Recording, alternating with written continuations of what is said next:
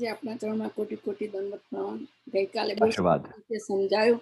આપણે તો યુટ્યુબમાં નંબર 1 નંબર 2 થઈ ગયું યુટ્યુબમાં.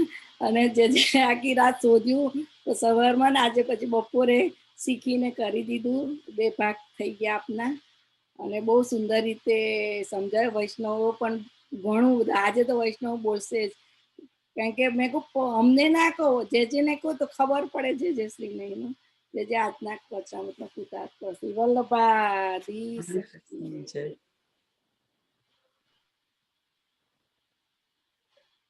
સર્વપ્રથમ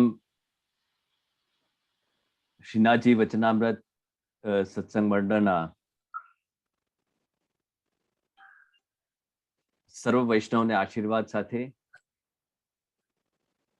ક્ષમા પ્રાર્થી છું કે હું 2 દિવસથી થોડો લેટ થઈ જઉં છું. Actually it is not my personal reason, કારણ કે હું તો I always come before time. પણ there is some technical repairing going on. પેલું વાયરિંગનું કંઈક એ લોકો રિપેર કરી રહ્યા છે અમારે ત્યાં નેટવર્કનું. એના માટે ક્ષમા પ્રાર્થી છું સૌથી પહેલા તો. અને સમયને માન આપીને અને સર્વપ્રથમ ભગવત સ્મરણ કરીને આજે આનંદ છે કે ચેતના બી ઓનલાઈન છે. We missed her yesterday.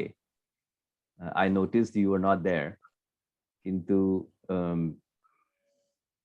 સૌથી પહેલા આપણે અષ્ટાક્ષર મહામંત્રનું ઉચ્ચારણ કરીને હું બોલું, પછી આપ સર્વ બી બોલજો, અને પછી આપણે પ્રયાણ કરીશું. આપણી જે અલૌકિક એક યાત્રા ચાલી રહી છે,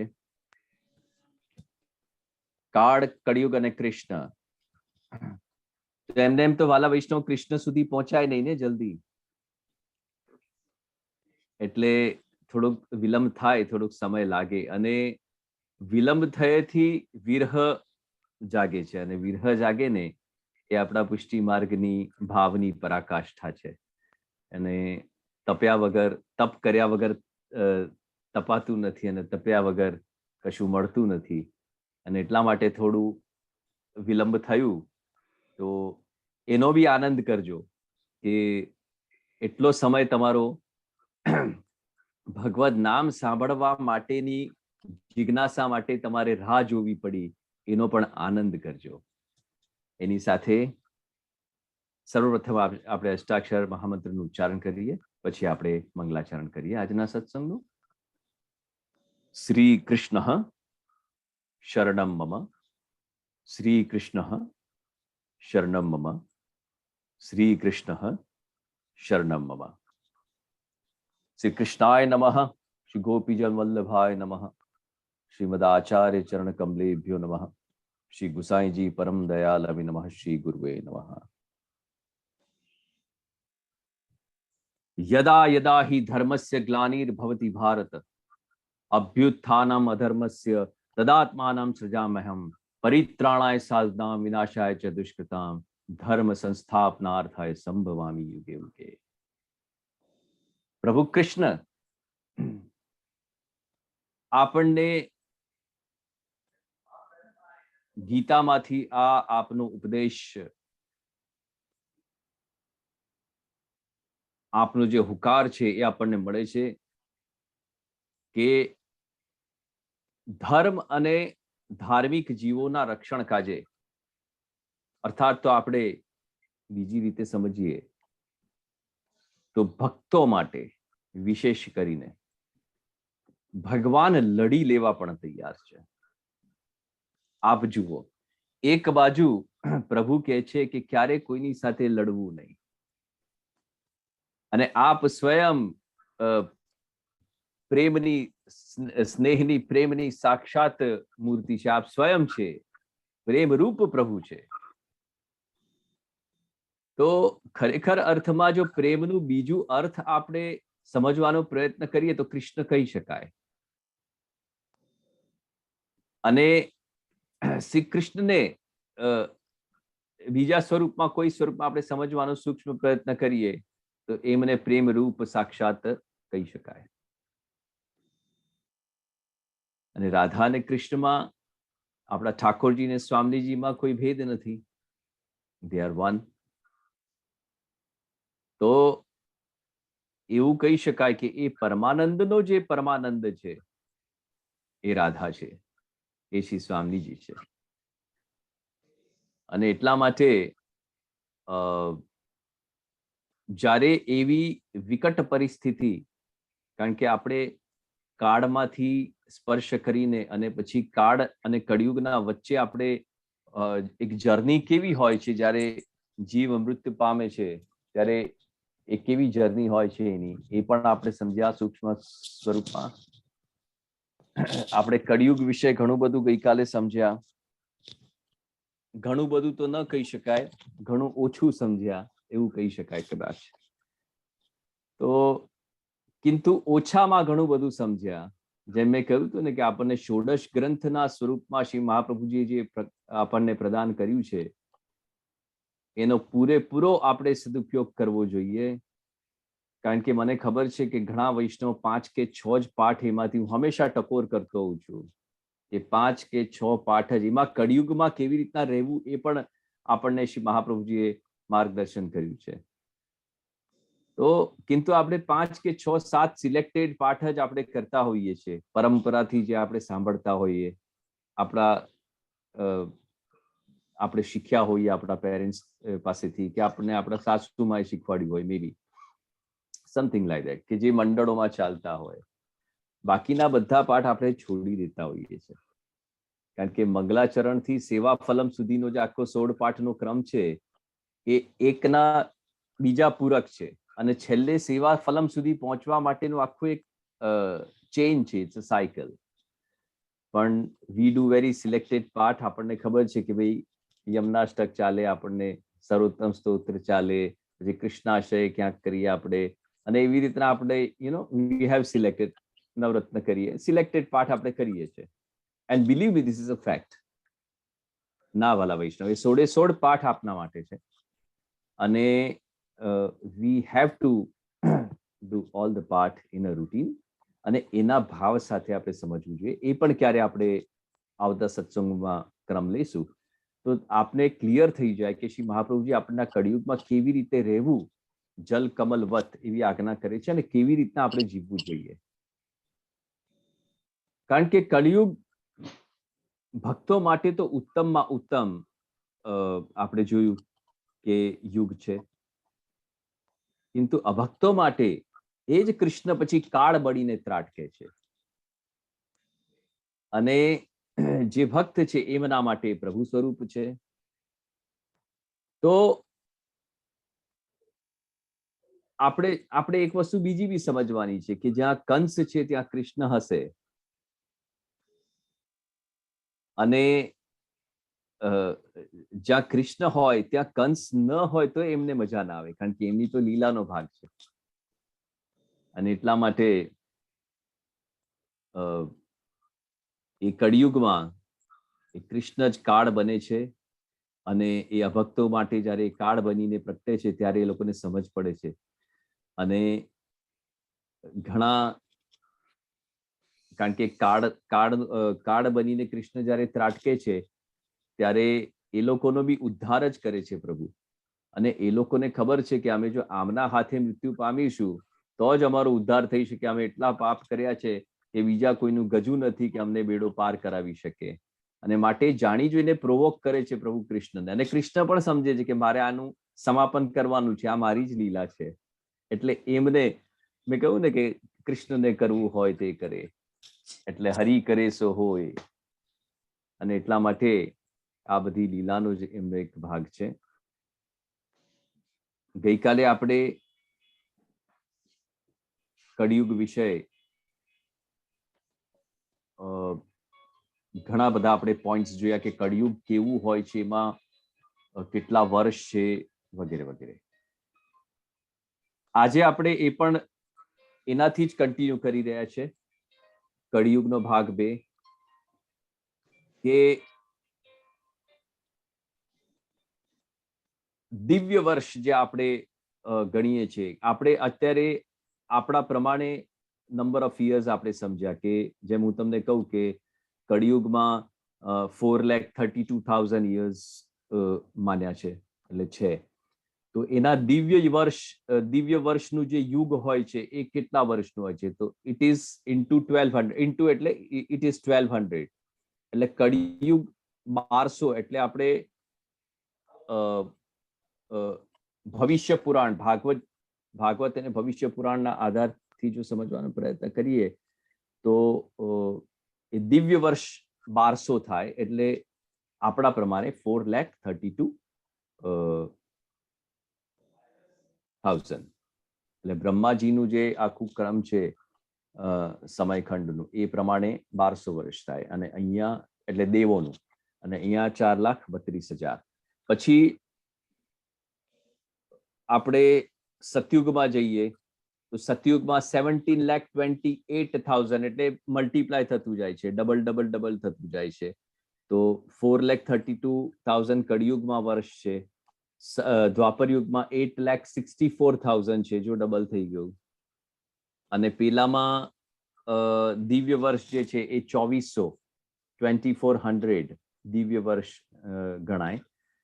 પછી ત્રેતા યુગમાં 12,96,000 થઈ જાય, અને 3,600 થઈ જાય દિવ્ય વર્ષ. અને આપણા પ્રમાણે સતયુગમાં 17,28,000 years ઇઝ સતયુગ, એનું એક્ઝિસ્ટન્સ જે છે. અને દિવ્ય વર્ષ જો આપણે ગણીએ તો 4,800 થાય, 4,800. સો એવી રીતની એક પાકી માહિતી આપણને આપણા ધર્મગ્રંથોમાંથી મળે છે. અને એક બે વાક્ય ગઈકાલે, એટલે કળિયુગ જ્યારે હું સમજાવી રહ્યો હતો અને સત્સંગ પૂર્ણ થયું પછી મને કંઈક સ્ફુર્યું, because I keep on writing with the grace of God. તો એક બે લાઈનની મેં રચના કરી છે જેમાં મર્મ છે આપણને સમજવાનું કળિયુગ માટે. એ સાંભળો કે કર્મ હી કર્મ જો કર્યો કરે, કર્મ હી કર્મ જો કર્યો કરે,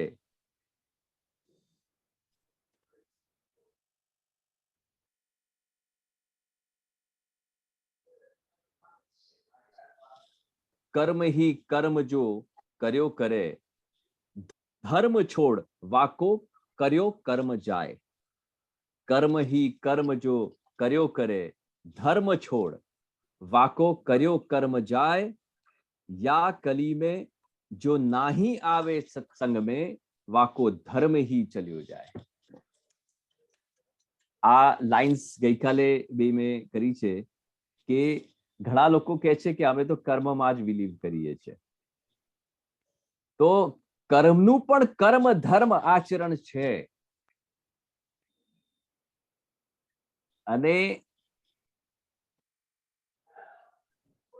એટલા માટે કર્મથી કોઈ છૂટવાનું નથી, પણ ધર્મ ક્યારે છોડવાનું એ નથી. આ એની પાકી સમજણ છે.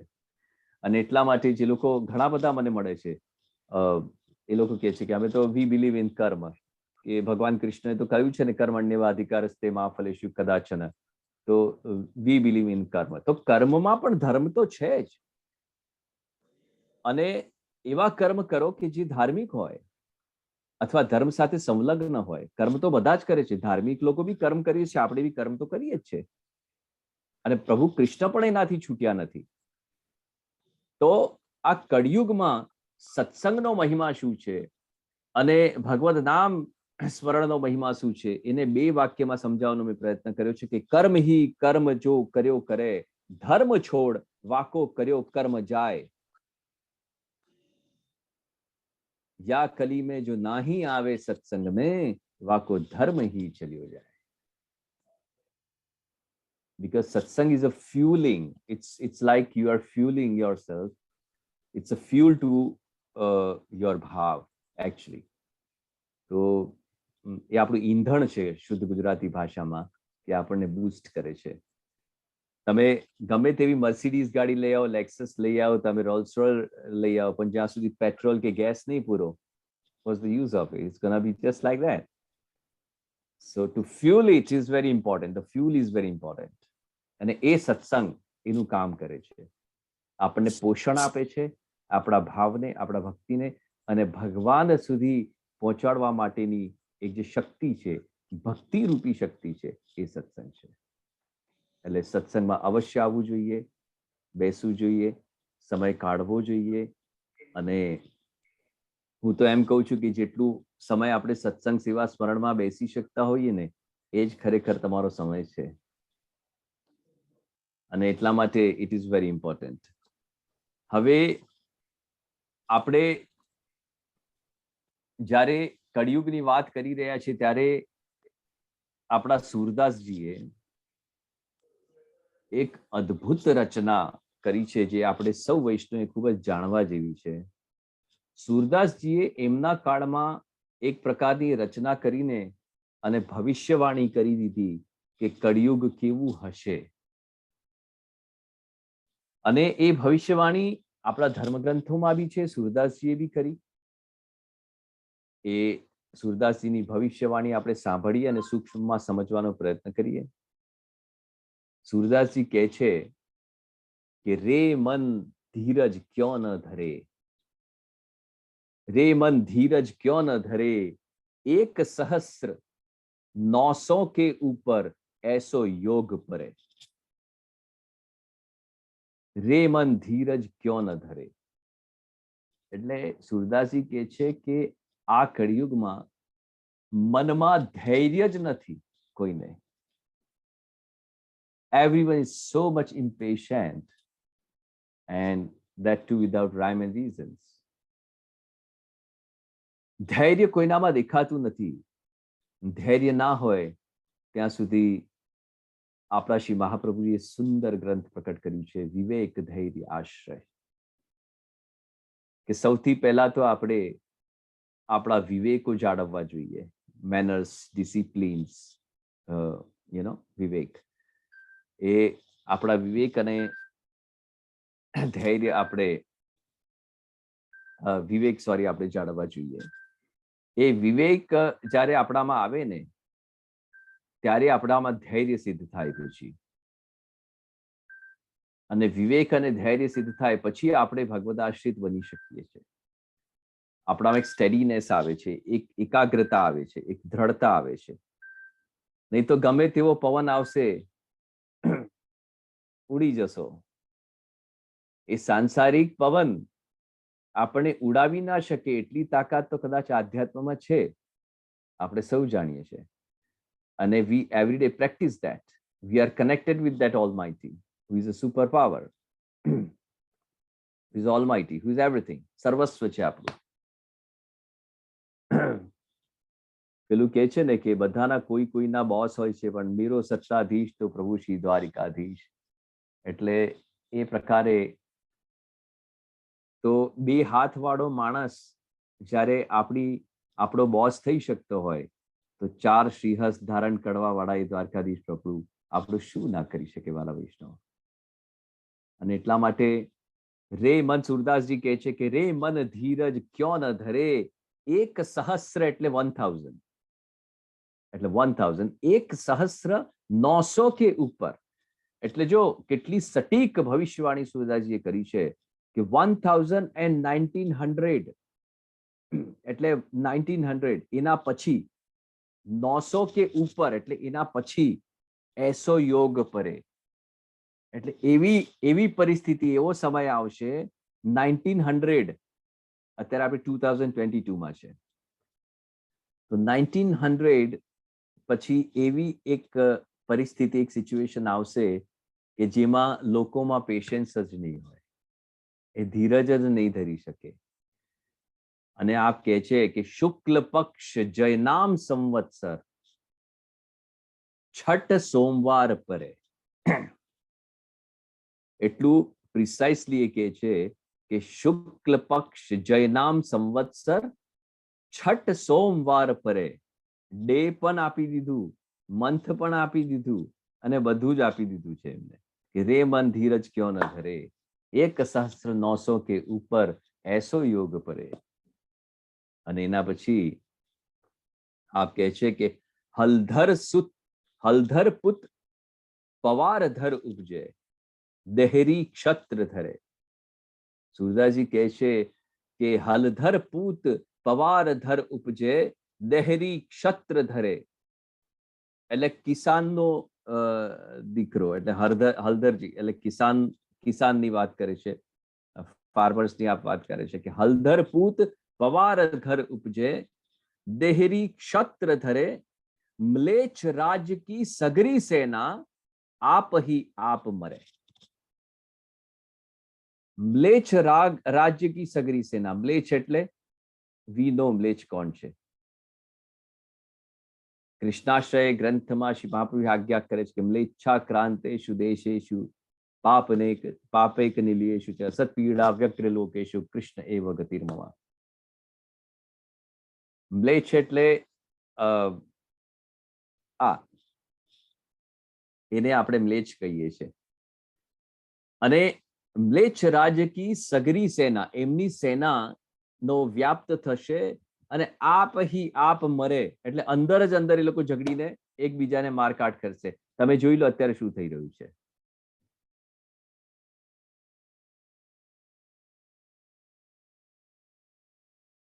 આજે એ લોકો અંદર જ અંદર ઝઘડીને અને એકબીજાને મારકાટ મચાવી રહ્યા છે। આ પ્રિડિક્શન સુરદાસજીએ કર્યું છે કે સૂર સબ ही अनहोनी होई है, जग में अकाल परे। સુરદાસજી કહે છે કે સૂર સબ ही બધી જ જગ્યાએ અનહોની થવાની છે। not very nice things is going to happen in the world, you know, બધે અરાજકતા હશે અને કળિયુગમાં અરાજકતા છે, અરાજકતાનું યુગ છે। આ ભક્તિનો તો છે જ ભક્તો માટે, किंतु અભક્તો માટે અરાજકતાનું પણ યુગ તો છે જ।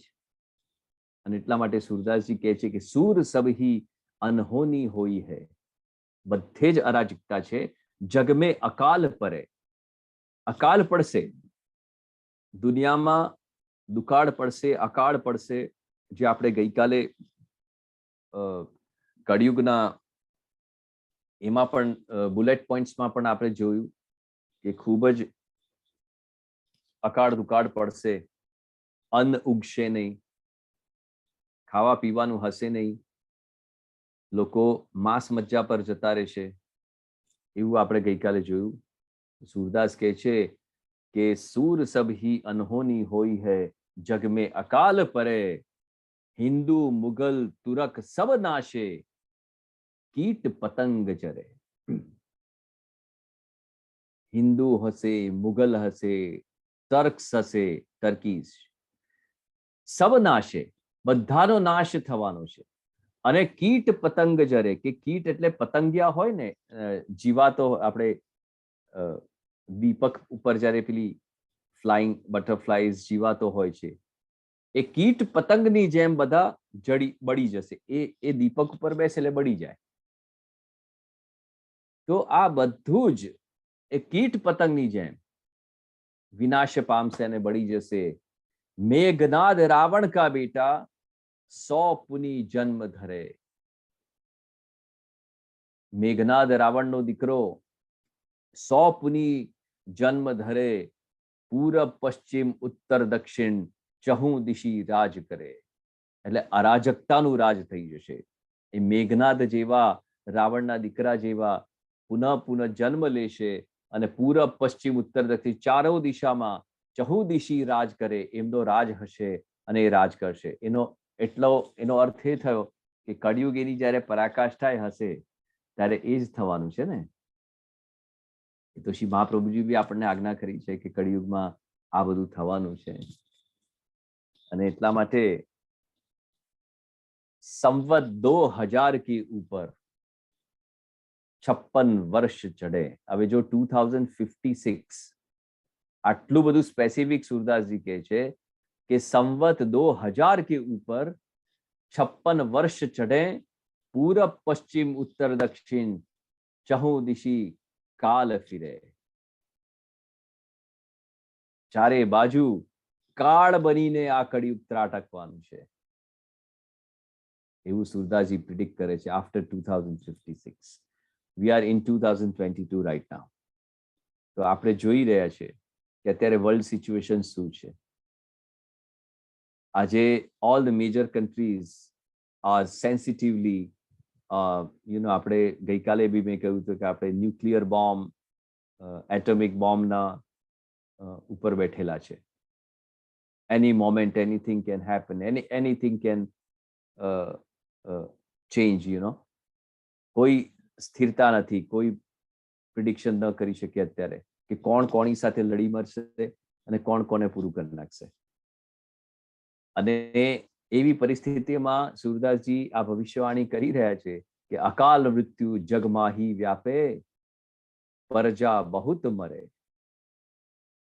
અકાલ મૃત્યુ થશે, પીડાઈને ડેથ થશે, એક્સિડેન્ટલ ડેથ થશે. અકાલ મૃત્યુ જગમાં હી વ્યાપે, આખા જગમાં અકાલ થશે, અકાલ મૃત્યુ પામશે બધા. એક બોમ્બ પડ્યું ને 5,000 લોકો ગયા, એક સુનામી આવીને 10,000 ગયા, એક અર્થક્વેક આવ્યું ને 25,000 ગયા. અકાલ મૃત્યુ થશે. અકાલ મૃત્યુ જગમાં હી વ્યાપે, પ્રજા બહુત મરે. પ્રજા મરી જશે, એમાં લોકો મરી જશે, ખૂબ મોટી સંખ્યામાં લોકો મૃત્યુ પામશે. दुष्ट दुष्ट को ऐसा काटे जैसे कीट जरे. दुष्ट दुष्ट को ऐसा काटे जैसे कीट जरे. અને જેમ એકબીજાને દુષ્ટજન જ દુષ્ટજનને પણ મારશે, એકબીજાને કોમ્પિટિશન માટે કે હું મોટો તું મોટો તું મોટો, અને એમાં લડાઈઓ થશે, ઈગો હર્ટ થશે, અહંકારો એની પરાકાષ્ઠામાં હશે, રાગ દ્વેષ ઈર્ષ્યા મોહ મદ માયા મત્સર બધું જ એની પરાકાષ્ઠાએ હશે, અને એકબીજાને કાપાકાપી એ લોકો કરશે જેમ કીટ જરે. જેમ કીડા હોય ને, કીડાઓ, જીવડાઓ, એ જીવડાઓ જેમ કેટલા ઝીણા ઝીણા નાના નાના પૃથ્વી પર જીવડાઓ હોય, આપણે ચાલીએ ત્યાં કંઈક દબાઈ જતા હોય, કોઈ વી નેવર નો ધેટ, તો એવી રીતના બધા આ અંદર અંદર ઝઘડીને અને મૃત્યુ પામશે. પછી સુરદાસજી કહે છે કે માઘ માસ સંવત્સર વ્યાપે. માઘ માસ સંવત્સર વ્યાપે, સાવન ગ્રહણ પડે. સાવનમાં ગ્રહણ આવશે. માઘ માસ હશે, સંવત્સરી હશે, અને સાવનમાં ગ્રહણ પડશે. ઉડી વિમાન અંબર में જાવે, ઉડી વિમાન અંબર में જાવે, ગ્રહ ગ્રહ યુદ્ધ કરે. કેટલું સ્પેસિફિક સુરદાસજી કહ્યું છે કે ઉડી વિમાન અંબર में જાવે એટલે એરોપ્લેન્સ. ઉડી વિમાન અંબર, અંબર એટલે આકાશ, આસમાન. ઉડી વિમાન અંબર में જાવે, ગ્રહ ગ્રહ યુદ્ધ કરે. એક એક ઘરમાં યુદ્ધ કરશે. અત્યારે યુક્રેન અને રશિયાની પરિસ્થિતિ જોઈ લો. See the situation of Ukraine right now. એ વિમાનો ઉડી રહ્યા છે, એક એક ઘર, એક એક બિલ્ડિંગ, એક એક સિવિલિયન બિલ્ડિંગ્સને એ લોકો ટાર્ગેટ કરી રહ્યા છે, અને એ એવું કહે છે કે મારુત વિષ ફેંક જગમાહી. મારુત એટલે ઉડવા વાળું. મારુત વિષ ફેંક, પોઈઝનસ કોઈ એવી વસ્તુ એ લોકો નાખશે જગ ઉપર, લોકો પર, કે પ્રજા બહુત મરે. what does it mean? જો it's very clear કે, અને આ બહુ ઇમ્પોર્ટન્ટ સુરદાસજીએ કહ્યું છે કે માઘ માસ સંવત્સર વ્યાપે, સાવન ગ્રહણ પડે, ઉડી વિમાન અંબર में જાવે, ગ્રહ ગ્રહ યુદ્ધ કરે. એરોપ્લેન્સ ઉડશે અગાસીઓ પરથી, અને એક એક ઘર, એક એક બિલ્ડિંગ પર મિસાઇલ્સ એ લોકો નાખશે, એવું સ્પેસિફાય કરે છે સુરદાસજી અહીંયા. અને મારુત વિષ ફેંક જગમાહી, ઉપરથી હવામાંથી એ લોકો વિષયાત્મક કઈ કેમિકલ, ન્યુક્લિયર બોમ્બ્સ, એ બધા એ લોકો નાખશે, અને પ્રજા બહુત મરે, ઘણા બધા લોકો એમાં મૃત્યુ પામશે. દ્વાદશ કોષ શિખા હો જાકી. દ્વાદશ કોષ એટલે શિખા હો જાકી, કંઠ સુ તેજ ભરે. કંઠ સુ તેજ ભરે. એક્સક્લુઝિવ એક્સપ્લેનેશન સુરદાસજી આપે છે કે મિસાઇલ્સ નાખવામાં આવશે, કેમિકલ વોર થશે, ઓકે. અને દ્વાદશ કોષ શિખા હો જાકી, જ્યારે પ્લેન ઉડે છે ને, વોર પ્લેન્સ, તો એની પાછળ એનું સ્મોક હોય છે, ઇફ યુ રિમેમ્બર. એક સ્મોક એનો હોય છે. એ સ્મોક ને સુરદાસજી કે છે શિખા જેવું છે, લાંબુ અને આમ એ શિખા જેવું સ્મોક એટલું દ્વાદશ કોષ જેટલું લાંબુ હશે અને કંઠ શું તેજ ભરે, એટલે ગળામાંથી હુંકાર હશે, એવો સાઉન્ડ આવે છે ને વોરપ્લેન્સ નો, એ પ્રકારનો કંઠ શું તેજ ભરે, એક તેજોમય અવાજ, એક નાદ હશે, એક અવાજ હશે. એટલે સ્મોક હશે, સાઉન્ડ હશે, મિસાઇલ્સ હશે અને એક રોકેટ જેવું કંઈક ઉડતું હશે, એવું સુરદાસજી અહીંયા સ્પેસિફાય કરે છે. એટલે he is talking about those missiles, those nuclear missiles. He is talking about those things before 400 years. જે આજે આપણે થઈ રહ્યું છે અને જોઈ રહ્યા છે. 100 पे शून्य शून्य के भीतर आगे योग परे, 100 पे शून्य शून्य के भीतर आगे योग परे, सहस्त्र वर्ष लो सतयुग बीते, धर्म की बेल बढ़े.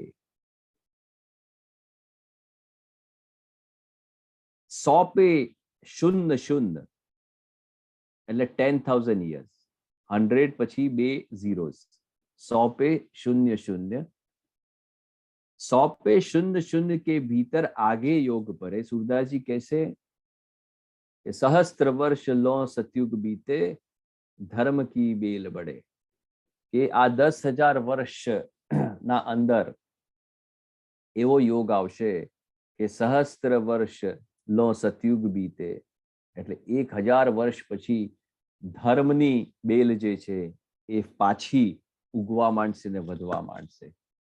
એટલે જ્યારે સતયુગમાં ધીરે ધીરે યુગનું પરિવર્તન થશે કળિયુગમાંથી, ત્યારે આ પ્રકારની સિચ્યુએશન્સ આવશે. સ્વર્ણ ફૂલ પૃથ્વી પર ફૂલે, પુની જગ દશા ફીરે. સ્વર્ણ ફૂલ, સુવર્ણ જેવા ફૂલ પૃથ્વી પર ફૂલે, ઉગશે અને પુની જગ દશા ફીરે, પછી ફરી આખા જગની દશામાં પરિવર્તન આવશે. અને સૂરદાસ હોની સો હોય, કાહે કો સોચ કરે. સૂરદાસજી કહે છે કે હરી કરે સો હોય, જે થવાનું છે તો થવાનું જ છે, તું કેમ વિચારી વિચારીને ચિંતિત થાય છે. ભગવત નામ લઈને છેલ્લે એવું કહે છે સૂરદાસજી કે અષ્ટાક્ષર મહામંત્ર નું સ્મરણ રાખો, આપણું કોઈ કશું વાળ વાંકું કરી શકવાનું નથી. એવું સૂરદાસજી બહુ અદ્ભુત આપણને અહીંયા એક નોલેજ આપે છે. હવે એના પછી જ્યારે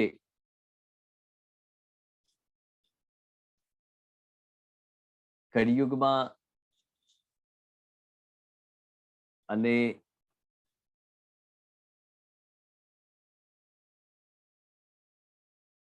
આપણે એક ઓર સમજવાનું છે કે મહાભારતના યુદ્ધ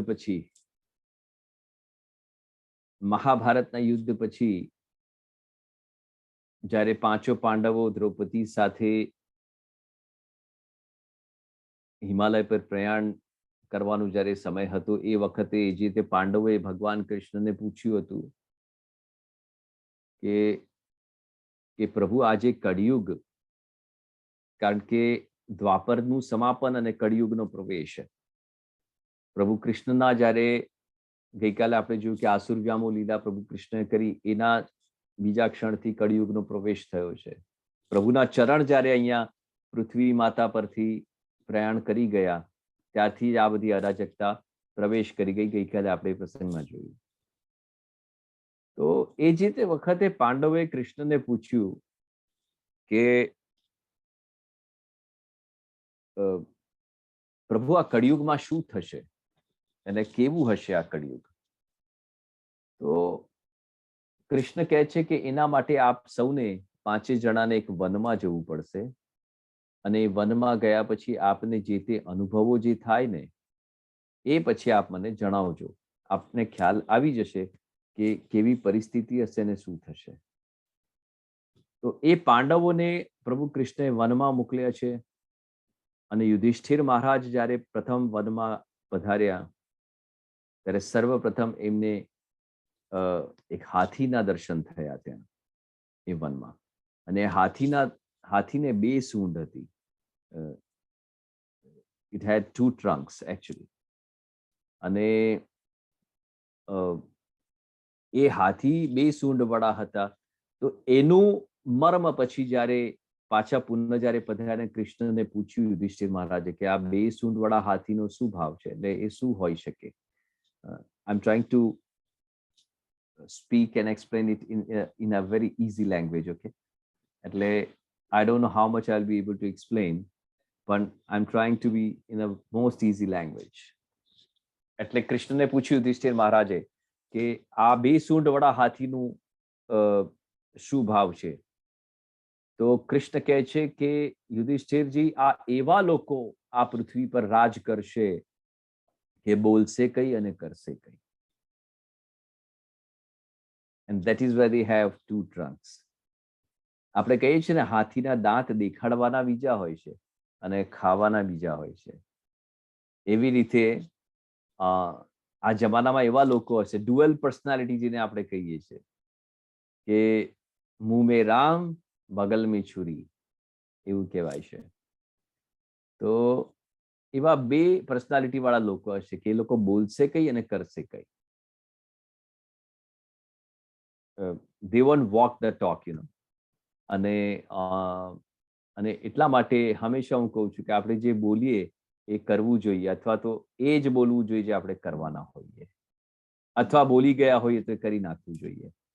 કારણ કે કૃષ્ણ એ છે, મેં તમને સમજાવ્યું હતું પહેલા સત્સંગમાં, કે જે કહીને કરે એ કૃષ્ણ છે, અર્થાર્થ જો કહે એ જ કરે એ કૃષ્ણ છે. અને પછી તો કૃષ્ણને કરવું હોય તે કરે.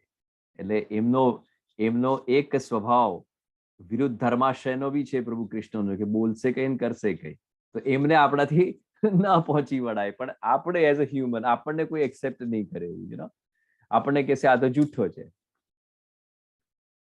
અને એટલા માટે ઇટ ઇઝ વેરી ઇમ્પોર્ટન્ટ કે you speak less, and whatever you speak important and to the point. તો યુધિષ્ઠિર મહારાજને કહ્યું કે આ 2 જગ્યાએથી શોષણ કરશે, એટલે બંને બાજુ લાભ લેવાનો પ્રયત્ન કરશે. એવા જીવો હશે કે ભાઈ અહીંયાથી બી લઈએ, અહીંયાથી આપવું તો એમ બી આપણે કશું હોતું જ નથી જીવોને. કિંતુ ધન્ય છે એ જીવોને કે જે આ કરાલ કલિકાલમાં સત્સંગ માટે, સેવા સ્મરણ માટે પોતાનો સમય આપી રહ્યા છે, અર્પણ કરી રહ્યા છે, સમર્પણ કરી રહ્યા છે. એમને ધન્ય છે, ધન્ય છે, ધન્ય છે. અને 3 વાર હું ધન્યતા બી એટલા માટે આશીર્વાદ સ્વરૂપ તમને કહી રહ્યો છું કે 3 જન્મ સુધી આ ધન્યતા તમારી સદૈવ બની રહે એવી ભાવના છે. માત્ર 3 જન્મ સુધી નહીં, પણ અનંત જન્મ સુધી. અને એમાં કોઈ શંકાનું સ્થાન નથી, કારણ કે આપણે સૌ બ્રહ્મ સંબંધી દીક્ષિત વૈષ્ણવ છીએ અને ઠાકોરજીની સેવા સ્મરણમાં તત્પર છે, એટલે એમાં કોઈ શંકાનું સ્થાન નથી. કિંતુ યુધિષ્ઠિર મહારાજને વનમાં પધાર્યા અને એમને 2 સૂંઢ વાળું હાથી જ્યારે જોયું, ત્યારે પ્રભુ કૃષ્ણએ એમને કહ્યું કે એટલે આનાથી આપણે શું શીખવાનું છે એ બી હું તમને સમજાવું. કે વી have to learn knowing a person who has a dual personality. આ આપણને કૃષ્ણ એલર્ટ કરે છે કે આવા લોકો હશે જીવનમાં, એટલે સતર્ક રહો. Know them, understand them and beware. Bhim જ્યારે વનમાં પધારે છે ત્યારે એ ભીમ એક ગૌ માતાના દર્શન કરે છે. અને ગૌ માતાના દર્શન કરીને ભીમ જુએ છે કે એના વાછરડાને એટલી બધી ચાટતી હોય છે કે એનું લોહી નીકળી જાય છે. એના જીભથી એ ગૌ માતા એટલું બધું એને ચાટતી હોય છે, વાલ કરતી હોય છે, લાડ કરતી હોય છે કે એનું લોહી નીકળી ગયું હોય છે. તો એનું મર્મ પછી જ્યારે ભીમ પધારીને શ્રી કૃષ્ણને પૂછે છે, તો કૃષ્ણ કહે છે કે કળિયુગનો મનુષ્ય જે છે એ પોતાના પુત્રમાં એટલો બધો આસક્તિ અને લિપ્ત હશે, અને મમતાથી એટલી બધી મમતાની પરાકાષ્ઠા હશે કે એના લીધે એના બાળકનો વિકાસ એ લાડ પ્રેમમાં એ રોકાઈ જશે. સેલ્ફ ગ્રોથ જેને કહેવાય ને, self independence, self growth, self effort, self made આપણે જેને કહીએ છીએ, એ આપણા પેરેન્ટ્સ જ એને નહીં કરવા દે. બીકોઝ એટલું બધું એને વહાલ કરશે, જેમ ગાય વાછરડાને ચાટી ચાટીને લોહી કાઢી રહી છે કે ના બેટા એવું ના થાય, ના બેટા એવું નહીં કરવાનું, ના બેટા તને વાગી જશે, ના બેટા અરે પણ બેટો છે, એનું પોતાનું જીવન છે કે નહીં? એ પોતાનું ભાગ્ય, એ પોતાનું બધું લઈને આવ્યો છે, તો એને ઉડવા દો. Don't cut there wings, don't tie up. એમને ઉડવા દો, એમને શીખવા દો. એ ક્યારે શીખશે? અને હા, આપણું પ્રેમ હોય, સ્નેહ હોય, એનું બંધારણ હોવું જ જોઈએ, કિંતુ એટલું બધું અહીંયા કહેવાનો ભાવાર્થ એવો છે, એટલું બધું બી એક્સેસ ના હોવું જોઈએ કે આપણો મોહ એના સાથે એટલો બધો બંધાઈ જાય કે એ પુત્ર આપણા મોહથી એટલું બધું બંધાઈ જાય કે પછી નબળો થઈ જાય, કે ના હવે તો મારે પપ્પા મમ્મી સિવાય ચાલે જ નહીં, એવું થઈ જાય. અને એ ઇન્ડિપેન્ડન્ટલી ગ્રો નહીં કરી શકે. The way God has blessed him or her, or he has sent them here to grow in the world. In natural form એ લોકો ગ્રો નહીં કરી શકે, એટલે નેચરલી એમને ગ્રો થવા દો. You keep an eye, you keep an watch, you take care of them, be with them always, but let them also learn and grow. આપણે નાનું બાળક હોય એને કેવું આમ ચાલતા ચાલતા પહેલા આપણે હાથ પકડીને શીખવાય છે કે પડી જશે, પછી આપણે એક ટાઈમ પછી એવો એક ફેઝ આવે છે કે જ્યાં વી આર કોન્ફિડન્ટ કે હવે 2-3 ડગલા તો આ જાતે ચાલી જ લેશે, પછી એને પકડવો પડશે. So we are alert and let him or her walk. એ બેબીને આપણે ચાલવા દઈએ છીએ, અને પછી વેન યુ આર કોન્ફિડન્ટ કે હવે ચાલે છે, ત્યારે આપણે રિલેક્સ થઈ જવું કે હવે તો આ ચાલશે. પછી તો એ છોકરો સાયકલે ચલાવે છે ઇન્ડિપેન્ડન્ટલી, સ્કૂટરે ચલાવે છે, કાર પણ ચલાવે છે, everything. So this is a life cycle. Krishna કહે છે કે બાળકોને મોહ માયાને પરિવારમાં બાંધશે. આ ગાય અને વાછરડાનો પ્રસંગ ભીમે જોયું. કૃષ્ણ કહે છે કે કળિયુગમાં મોહ માયામાં પેરેન્ટ્સ જે છે એ પોતાના બાળકોને બાંધી દેશે અને એમનું જીવન જે રીતે આગળ જવું જોઈએ ત્યાં રિસ્ટ્રિક્ટ કરશે.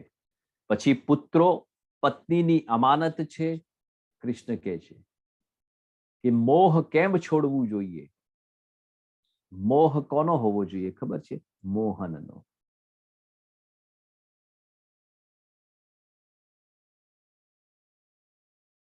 લૌકિકમાં મોહ ન હોવું જોઈએ અને અલૌકિકમાં મોહ ન જ હોવું જોઈએ.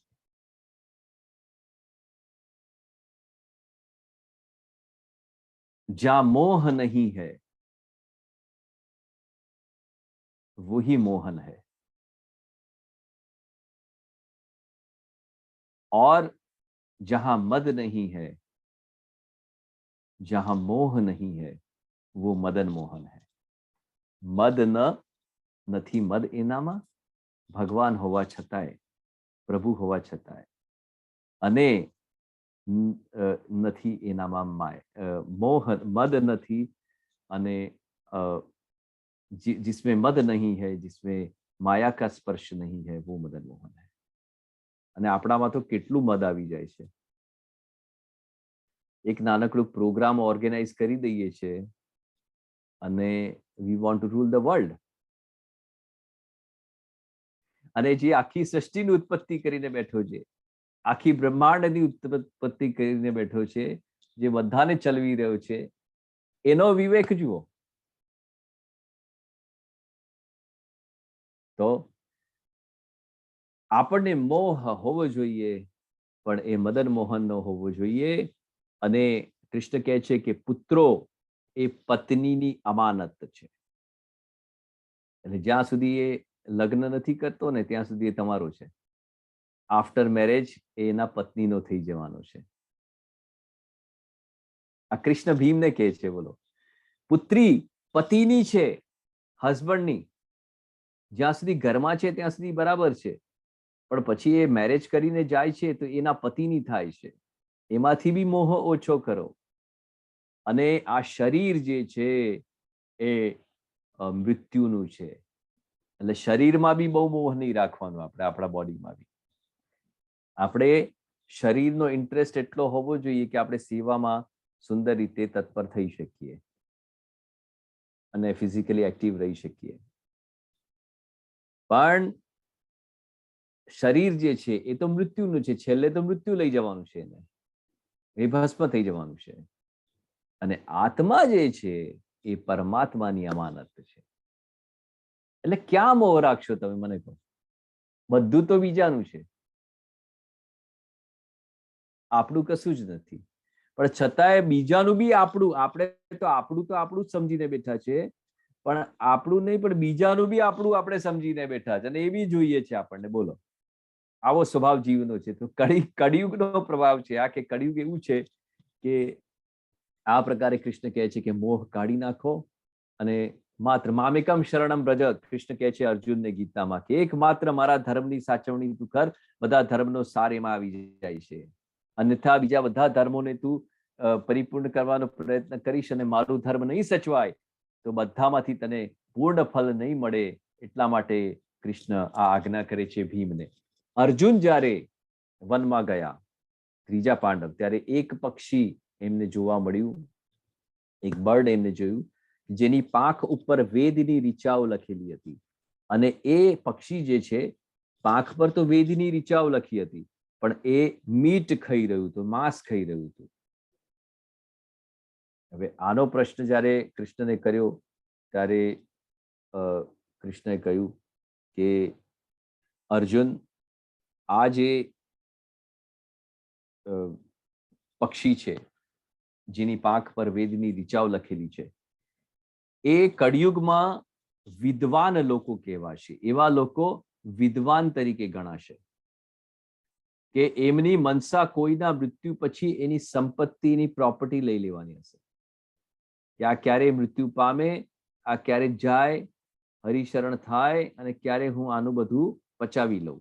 એવા પ્રકારના લોકો એ આ પક્ષીના સ્વરૂપમાં આપને દર્શન થયા છે.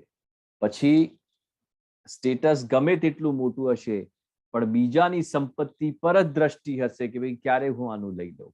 મેં કહ્યું કે આપણું તો આપણે દબાવીને બેઠા છે, પણ બીજાનું પણ દબાવી લેવું છે. એવી એક વૃત્તિ, એવી એક માનસિકતા આ જીવોની હશે આ કળિયુગમાં, કે ઘણા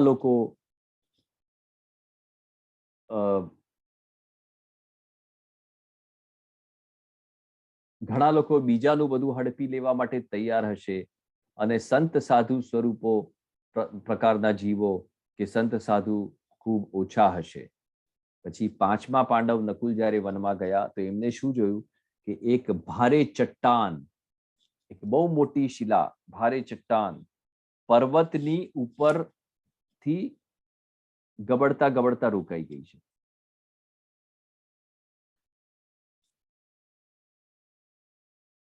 એટલે કૃષ્ણને પૂછ્યું તો કૃષ્ણ કહે છે કે એનો અર્થ એ થયો કે મનુષ્યની બુદ્ધિ ક્ષીણ થઈ જશે, ઓછી થઈ જશે. મનુષ્યની બુદ્ધિ ઓછી થઈ જશે અને જીવનનું પતન થશે. અને એ પતનને ધન સત્તાના વૃક્ષો રોકી નહીં શકે. તમારું ધન, તમારું પાવર આ તમારા બુદ્ધિરૂપી પતનને રોકી નહીં શકે. કિંતુ હરિનામ રૂપ હરિ કીર્તનથી જ એ પાર પડશે. તો હવે વિચાર કરો, એક આખું માઉન્ટેન છે, માઉન્ટેનના ઉપર એક નાનું પ્લાન્ટ છે, પ્લાન્ટ નાનું, અને ખૂબ મોટી શિલા રાઉન્ડ એના ઉપર ગબડીને આવી રહી છે અને પ્લાન્ટની સામે રોકાઈ ગઈ છે. It is not going down. એવું દર્શન થયું એમને. તો કૃષ્ણ કહે છે કે એ વૃક્ષ જે છે, એ નાનું જે પ્લાન્ટ જે છે, એ હરિનામ રૂપ કીર્તનનું સ્વરૂપ છે. કે જે કોઈ આ કળિયુગમાં હરિનામ રૂપ કીર્તન કરતું હશે, ભગવત નામ લેતું હશે, એના ઉપરથી આ શિલા નહીં જઈ શકે, એને આની અસર નહીં થાય એવું કે છે. અને એટલા માટે આપણા શ્રી મહાપ્રભુજી બી આજ્ઞા કરે છે કે સતત અષ્ટાક્ષર મહામંત્રનું સ્મરણ રાખો. અને બધા જ મહાનુભાવો બધા જ એવું કે છે કે કળિયુગમાં હરિનામ શરણ, હરિનામ સ્મરણ જ સર્વસ્વ આપણને પાર પાડી શકે. એટલે શિલા ત્યાં રોકાઈ ગઈ છે. પછી સહદેવજી જે 5મા પાંડવ વનમાં પધારે છે એ જુએ છે કે ત્યાં ઘણા બધા કૂવા છે અને એની વચ્ચે એક બહુ મોટો કૂવો છે, અ વેલ, જે ખાલી છે. તો એને પૂછે છે તો કૃષ્ણ કહે છે, આજ્ઞા કરે છે કે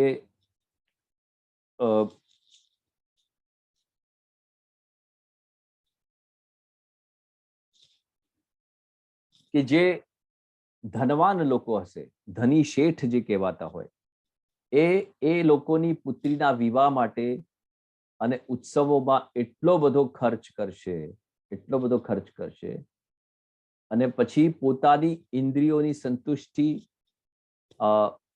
માંસના લક્ષણ, મદિરાપાન એટલે માંસનું ભક્ષણ, મદિરાપાન, એના ઉપર એટલું બધું ખર્ચો કરશે અને કોઈ ભૂખ્યાને ખવડાવવું હશે ને તો એ લોકો 10 વાર વિચાર કરશે. એટલે એમના ફોલ્સ સ્ટેટસને સાચવવા માટે they will spend excess money even which is not needful. આજે આપણે જોઈ રહ્યા છીએ પરિસ્થિતિઓ, પણ કોઈ ભૂખ્યાને ભોજન કરાવવું હોય છે તો અમે લોકો પ્લીઝ સ્માઇલ જે મારું એનજીઓ છે એના અંતર્ગત જે બધા ગરીબ બાળકોને એવરી મંથ ભોજન કરાવીએ છીએ, એના માટે અમારે કહેવું પડે છે લોકોને અને રિક્વેસ્ટ કરવી પડે છે કે પ્લીઝ આ ગરીબ બચ્ચાઓ છે, એમનું કોઈ નથી, એટલે એમના માટે આપણે ફૂડની વ્યવસ્થા અમે કરીએ છીએ, તો you kindly support us or you kindly join અસ. એટલે એમના માટે આપણે કહેવું પડે છે, રિક્વેસ્ટ કરવી પડે છે. This is a hardcore fact, even I am facing that. કિંતુ લગ્નમાં કે પ્રસંગોમાં કે એમાં અનનેસેસરી ખર્ચો, જે ખર્ચો જરૂરી છે તો કરવો જ જોઈએ, કિંતુ અનનેસેસરી ખર્ચો એવા લોકો કરશે એવી કૃષ્ણ આજ્ઞા કરે છે સહદેવને. તો એવા 5 પ્રકારે કૃષ્ણ આ કળિયુગમાં શું થશે એ પાંડવોને એની સમજણ આપે છે અને શીખવાડે છે. વાલા વૈષ્ણવો, મેં જેમ ગઈકાલે આપને કહ્યું હતું કે આપણે એક આખા યુગની વાત કરી રહ્યા છે. We are talking about something of 4,32,000 years. એનું આપણે 4-6 કલાકની અંદર આપણે એક અન્ડરસ્ટેન્ડિંગ લઈ રહ્યા છે. It is very tough and difficult also, કિંતુ જે છે ફેક્ટ. એટલે I keep on continuing this Kaliyug, because ક્યાંક તો યુગનો બી અંત આવે જ છે, તો આનો બી અંત આવશે અને આપણે ક્યાંક કૃષ્ણમાં પ્રવેશ કરવાના જ છે, કારણ કે એટલા માટે તો આ જર્ની સ્ટાર્ટ કરી છે આપણે. કારણ કે આપણી તો જર્નીના સ્ટાર્ટિંગમાં બી કૃષ્ણ છે, મધ્યમાં બી કૃષ્ણ છે અને એન્ડ પણ ત્યાં જ થવાનું છે. અને પછી એન્ડ પછી બી આપણે તો કન્ટિન્યુ જ કરવાના છે. અને એટલા માટે this is a journey which is never gonna end. So આ એક પ્રસંગ ખૂબ સમજવા જેવું હતું, જે આપણા જીવનમાં ઉતારવા જેવું પણ હતું. એટલે મને લાગ્યું કે આનો ઉલ્લેખ અમારે કરવો જોઈએ. હવે આપણે પ્રયાણ કરીએ એક ફાઇનલ સમિંગ અપ, જેને કહી શકાય કે કળિયુગની એક પરફેક્ટ અન્ડરસ્ટેન્ડિંગ અને કે કળિયુગમાં આપણે સૌ જાણીએ છીએ કે 10મા અવતાર કલ્કી અવતારનું પ્રાકટ્ય છે. તો કલ્કી અવતારના પ્રાકટ્ય માટે એક કલ્કી અવતાર કોણ છે, શું કરે છે, શું કરશે અને આપણે શું થવાનું છે કળિયુગમાં, એ તો જોઈ લીધું છે. પણ એ કેવી રીતના પૂરું થશે, કોણ કરશે, એ નથી જોયું આપણે, જે આપણો મુખ્ય વિષય પણ છે. કે તો કલ્કી અવતાર વિશે આપણે થોડી અત્યારે સમજણ મેળવીએ. આપણે ગઈકાલે મેં કહ્યું કે 18 પુરાણોમાંથી એક પુરાણ કલ્કી પુરાણ પણ છે. અને ભલા વૈષ્ણવ, આપણા ગ્રંથોમાં એટલો બધો, જેમ સૂરદાસજી, અત્યારે આપણે જોયું સૂરદાસજીએ જે પ્રિડિક્શન કર્યું છે એ લાઈવ આજે આપણે જોઈ રહ્યા છે ડે ટુ ડે લાઈફમાં. પ્રભુ કૃષ્ણએ તો કર્યું જ છે, તો કોઈ પ્રશ્ન જ ઉભો થતો નથી. શ્રી મહાપ્રભુજીએ બી કર્યું છે, કિંતુ આપણે એનું અધ્યયન કરીને એને સમજી નથી શકી રહ્યા. એટલે એટલા માટે હવે આપણે આ કલ્કી અવતારમાં પ્રવિષ્ટ કરીએ છીએ, એમના સ્વરૂપને જાણીએ અને આગળ પ્રયાણ કરીએ. પ્રભુ શ્રી કૃષ્ણએ જ્યારે આ પૃથ્વી પરથી આસુર વ્યામો લીલા કરી, જ્યારે અહીંયાથી પ્રભુ પધાર્યા આ પૃથ્વી પરથી, ત્યારે દ્વાપર યુગનું સમાપન અને કળિયુગની શરૂઆત થઈ છે.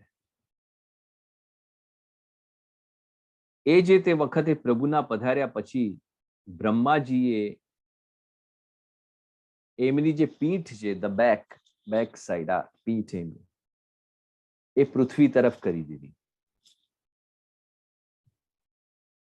અને કારણ કે પ્રભુ પધારી ગયા પછી આપણે બી જો આપણે જોઈએ છે મંદિરમાં અને ત્યાં કે એકવાર પ્રભુ અંદર પધારી જાય છે પછી બધી લીલા સંકેલી લેવામાં આવે છે અને પછી બધું સાહિત્ય સંકેલી લેવામાં આવે છે, એટલે બધું અંદર જતું રહે. અને એક બીજા સ્વરૂપમાં આપણે જોઈએ તો જયારે વલ્લભ પધારે છે તો જયારે વલ્લભ પાછા પધારે છે એની સાથે જે બધા આયા હોય એ પાછા ફટાફટ પાછા જતા રહે છે. તો એવી જ રીતે જયારે પૃથ્વી પરથી પ્રભુ કૃષ્ણ પધાર્યા, એમને આસુરીયામાં લીલા કરી, તો બ્રહ્માજીએ he turned his back towards the પૃથ્વી માતા. અને એમને જયારે પીઠ કરી, એ પીઠથી પછી અધર્મની ઉત્પત્તિ થઈ. એમના બેક, જ્યાં સુધી પ્રભુ હતા ત્યાં સુધી તો અધર્મ થવાનો પ્રશ્ન હતો નહીં. પ્રભુના પધાર્યા પછી જ આ બધું થાય. એનો અર્થ એ થયો કે જીવનમાં જો પ્રભુનો સ્પર્શ નહીં હોય ને તો પછી કાળનો જ સ્પર્શ છે, એટલું યાદ રાખજો. You have no choice and option.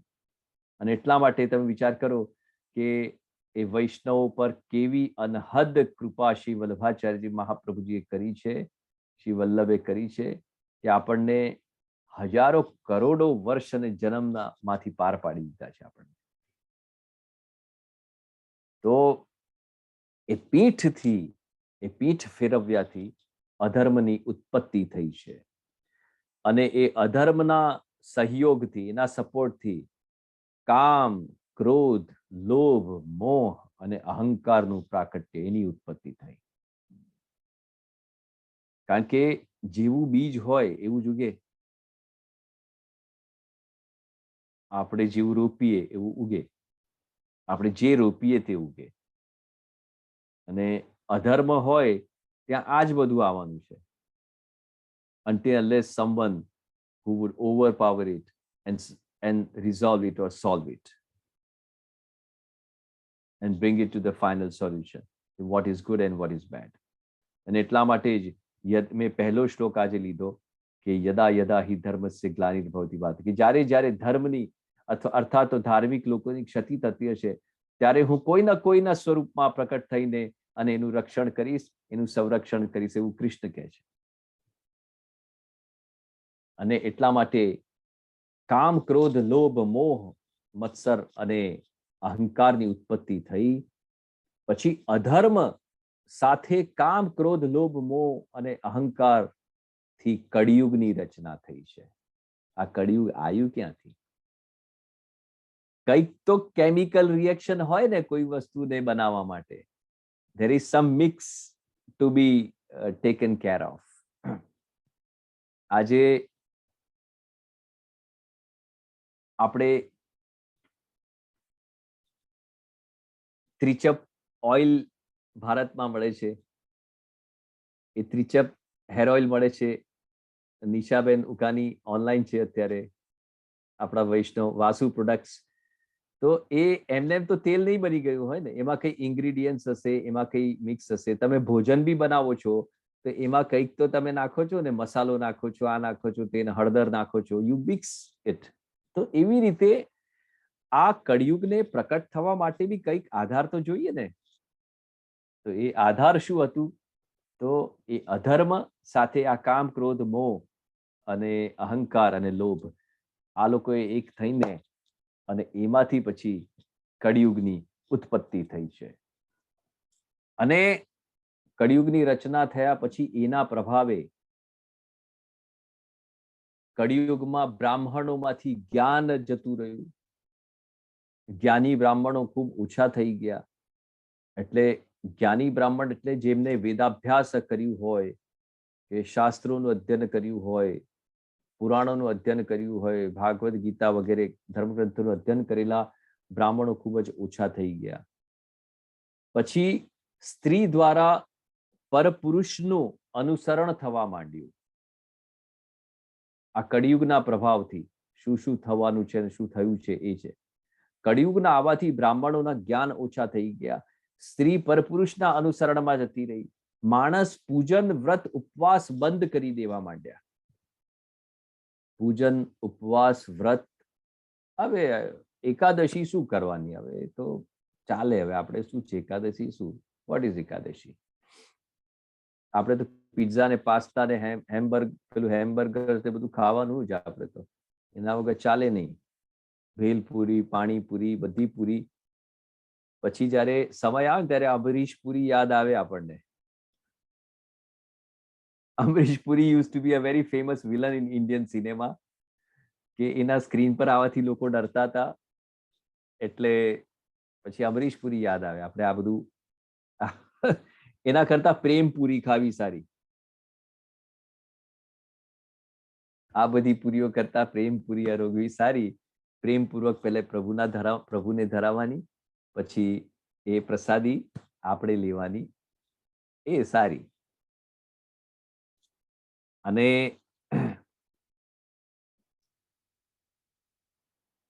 માણસ પૂજન ઉપવાસ બંધ કરશે 16 વર્ષની વયમાં. જેમ મેં ગઈકાલે કહ્યું હતું કે એજ ખાલી 16 વર્ષની જ રહી જશે. 16 વર્ષની વયમાં એ મનુષ્ય વૃદ્ધ થઈ જશે, ઓલ્ડ થઈ જશે. Can you believe this? Sweet 16 જેને આપણે કહીએ છીએ, પછી એ સ્વીટ નથી રહેવાનું વાલા વૈષ્ણવો. ઇટ્સ ગોના બી સોર, ટુ મચ સોર. એટલે લોકો એકબીજા સાથે કલહ કરશે, ઝઘડા ઝઘડી કરશે એકબીજા સાથે. પછી વ્યાજથી આજીવિકા ચલાવશે, વ્યાજની રકમથી આજીવિકા ચલાવશે. નિર્ધનોનું શોષણ કરવામાં આવશે. જેમની પાસે પૈસા નથી એમને વ્યાજ પર પૈસા આપીને, ચક્રવર્તી વ્યાજ પર પૈસા આપીને એમનું જે થાય તે ભલું, એમના બચ્ચા ભલે ભૂખ્યા રહી જાય, હુ કેર્સ, આપણે તો આપણું ઘર ભરાવવું જોઈએ, આપણું પેટ ભરાવવું જોઈએ. એવી સ્વાર્થ વૃત્તિ સાથે બીજાનું શોષણ કરીને અને લોકો જીવન ચલાવશે. શિષ્યો ગુરુની નિંદા કરવા માંડશે, શિષ્યો ગુરુની નિંદા કરવા માંડશે. ન્યાયાધીશો દંડ આપવા માટે અસમર્થ અને નિર્બળ થઈ જશે. જે જસ્ટિસ આપે છે આપણને, એ લોકોમાં પણ એટલું પાવર નહીં રહે. એ લોકો કરપ્ટ થઈ જશે, જે આપણે જોઈ રહ્યા છે એટલે ઘણી બધી જગ્યાએ થાય છે. એ લોકો ફૂટી જશે, અથવા તો આપણે એવા થઈ જઈશું કે આપણે ફોડી નાખીશું એમને, સમથિંગ લાઈક ધેટ, અને શુદ્ધ ગુજરાતી ભાષામાં કે આને તો ફોડી નાખવાનો, આને તો ફોડી નાખવાનો. ભારતમાં તો બધા ફૂટેલા જ હોય, ભારતમાં તો ફોડી નાખવાનો નહીં. Change that thinking, change that attitude, change that practice. જો કદાચ ભારતમાં ફૂટેલા હશે ને બી 2-4-5, તો ભારતમાં ફોડવાની વૃત્તિ આપણે નથી જાળવવાની. We don't want to come into that practice. We are Indians, we are proud Indians. We have to take care of that, કે આપણે કોઈને ફોડીએ નહીં, આપણે કોઈનાથી ફોડાવીએ નહીં. આપણે ફોડીએ તો ફૂટે ને કોઈ. You might be having a bomb with you, but until unless you ignite it, it's not going to blast, Vala Vaishnava, and hurt anyone. So we have to take care. We should not ignite. We should go by the process. અમેરિકામાં કેવા ડાયામાયા થઈને રહો છો બધા?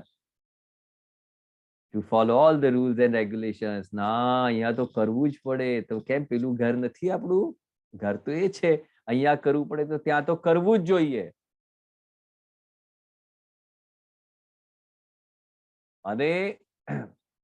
અને એટલા માટે જે ન્યાય આપવા વાળા હશે એ અન્યાય કરશે. ન્યાય આપવા વાળા અન્યાય કરશે. રક્ષક ભક્ષક બની જશે. જે રક્ષા કરવા વાળા છે એ જ ભક્ષક બની જશે. અને વધુ બોલવા વાળા, જે વધુ સારું બોલી શકતા હશે ને, એમને લોકો પંડિત અને જ્ઞાની માનશે, કે આ તો જ્ઞાની છે, આ તો પંડિત છે. એવું જે વધારે બોલતું હશે ને એને એવું સમજશે લોકો કારણ કે એમની બી સમજણ એટલી જ હશે. એટલે એ લોકો એવું સમજશે કે આ તો જ્ઞાની છે, ખૂબ પંડિત છે, આ તો ખૂબ બોલે છે, ખૂબ બોલે છે. અને ધન કામનાથી બ્રાહ્મણો શૂદ્રોની ત્યાં, ધનની ઈચ્છાથી બ્રાહ્મણો શૂદ્રોની ત્યાં ભોજન, ભજન અને પૂજા કરવા માંડશે. વાદળ ખંડ વૃષ્ટિ કરશે.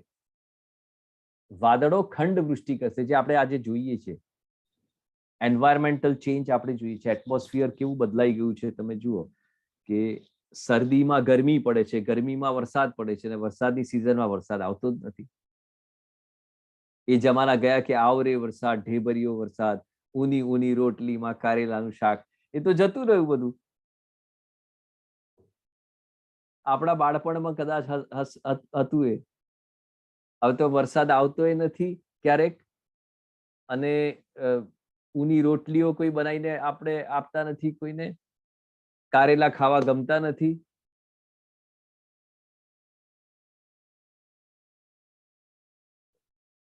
So this is the situation. અને એમાં ખંડ વૃષ્ટિ કરશે વાદળો, એટલે થોડી થોડી રોકાઈને વરસાદ. કે ભાઈ એક ફૂલ ફ્લેજ રેન થવી જોઈએ. તમે જુઓ ક્યાંક ઓછી પડી જાય છે રેન ઓલ ઓવર યર રાઉન્ડ, એટલે પાક થતા નથી બરાબર. વર્ષા ઓછી થઈ, અહીંયા આટલા પર્સન્ટેજ ઓછી થઈ, એટલા percentage. This is all gonna be the changes we gonna see in the future. રાજા પ્રજાનું શોષણ કરશે. રાજાની વ્યાખ્યા એવી છે કે રાજા એ હોય છે કે પ્રત્યેક પ્રજાજનોને રાજા સમજે અને માને. એક સાચો રાજા એ હોય છે જે પ્રત્યેક પ્રજાજનોને રાજા માને અને પોતે પ્રજા બનીને રહે. એ સાચો રાજા છે. અને પ્રજા જે છે એ કર્જમાં ડૂબી જશે, દેવામાં. એ દેવામાં ડૂબી જશે અને જંગલોમાં મજબૂરીથી એમને રહેવા જવું પડશે. મેં કહ્યું તું ને કે એટલી અતિવૃષ્ટિ પણ થશે. બધું અતિ જ થવાનું છે. એટલી અતિ ગરમી પણ પડશે કે લોકો સામાન્ય રીતે ધરતી પર રહી નહીં શકે. 4 ફૂટ 5 ફૂટ ખાડા કરીને અંદર રહેવું પડશે એમને. તો એવી જ રીતે એ જીવોને જંગલમાં રહેવાની મજબૂરી આવી જશે કે એ લોકોને જંગલમાં રહેવું પડશે. અને કળિયુગના પ્રથમ ચરણમાં ભગવાનના નિંદકો ખૂબ વધી જશે. જ્યારે પ્રભુની નિંદા કરવા વાળા જીવો દેખાય ને તો સમજવું જોઈએ કે આ કળિયુગનું પ્રથમ ચરણ ચાલી રહ્યું છે. બીજા ચરણમાં એ ભગવાનને જ ભૂલી જશે.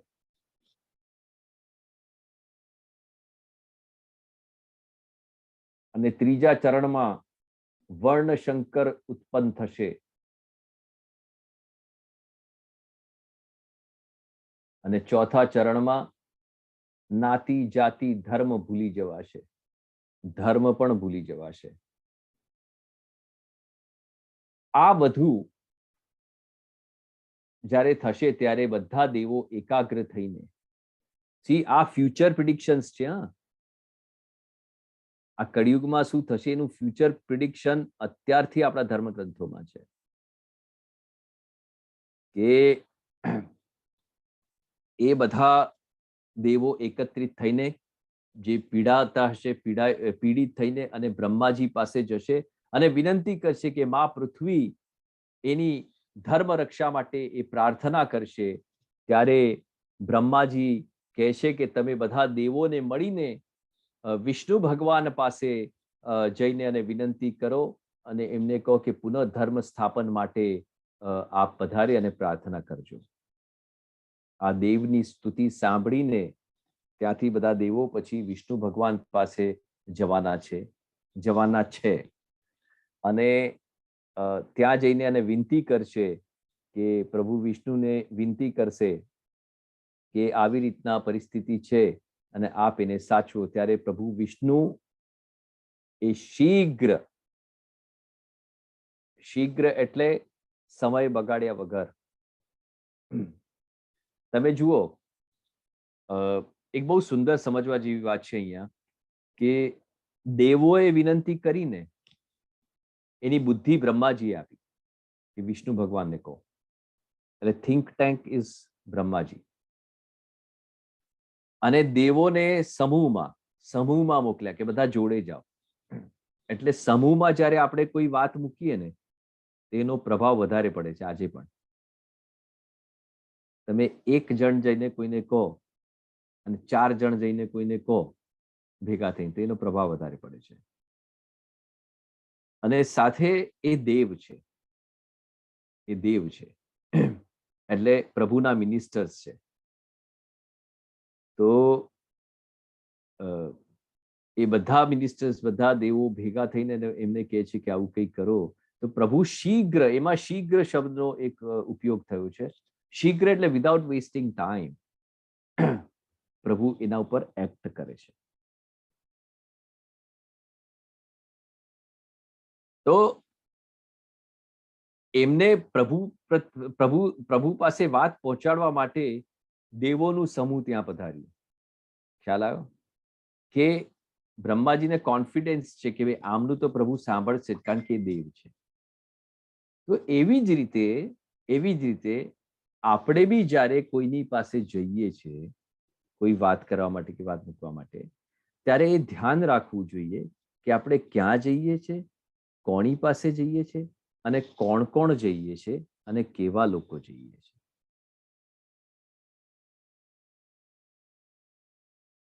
તો વિશેષ કરીને જ્યારે આપણે આપણા ગુરુ પાસે બી જતા હોઈએ ત્યારે આપણે ધ્યાન રાખવું જોઈએ કે આપણે કોણ કોણ જઈ રહ્યા છે, કેવા લોકો જઈ રહ્યા છે. કારણ કે તમારું કહેલું ગુરુ સાંભળશે. You are important for us. કોઈ આજે રસ્તે ચાલતું વ્યક્તિ આવીને સલાહ સૂચન કરી જશે, we might not take it into consideration, we might not. પણ તમે કહેલું હશે એ અમે ડેફિનેટલી નાનામાં નાની વસ્તુ હશે ને એને બી we will try to fulfil and will try to take care of it and will try to see કે how it can be resolved. Only thing is because we are concerned and connected only because કે તમે બધા પ્રભુના શ્રીનાથજીના જીવો છો. That's the main core reason. And we are here to take care of you. And Srinathji Prabhu is here to take care of everyone, all of us. So this is to be understood. એટલે પ્રભુ શીઘ્ર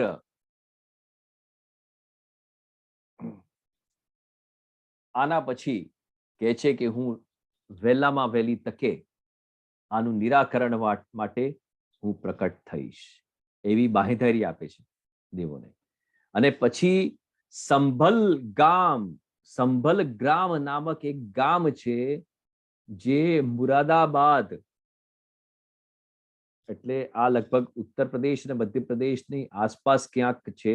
મુરાદાબાદ નામનું અત્યારે જે existent, અત્યારે હાલમાં મુરાદાબાદ નામથી જે જગ્યા છે ત્યાં સંભલ ગ્રામમાં વિષ્ણુ યશ નામક બ્રાહ્મણ હશે અને એમના પત્નીનું નામ હશે સુમતિ.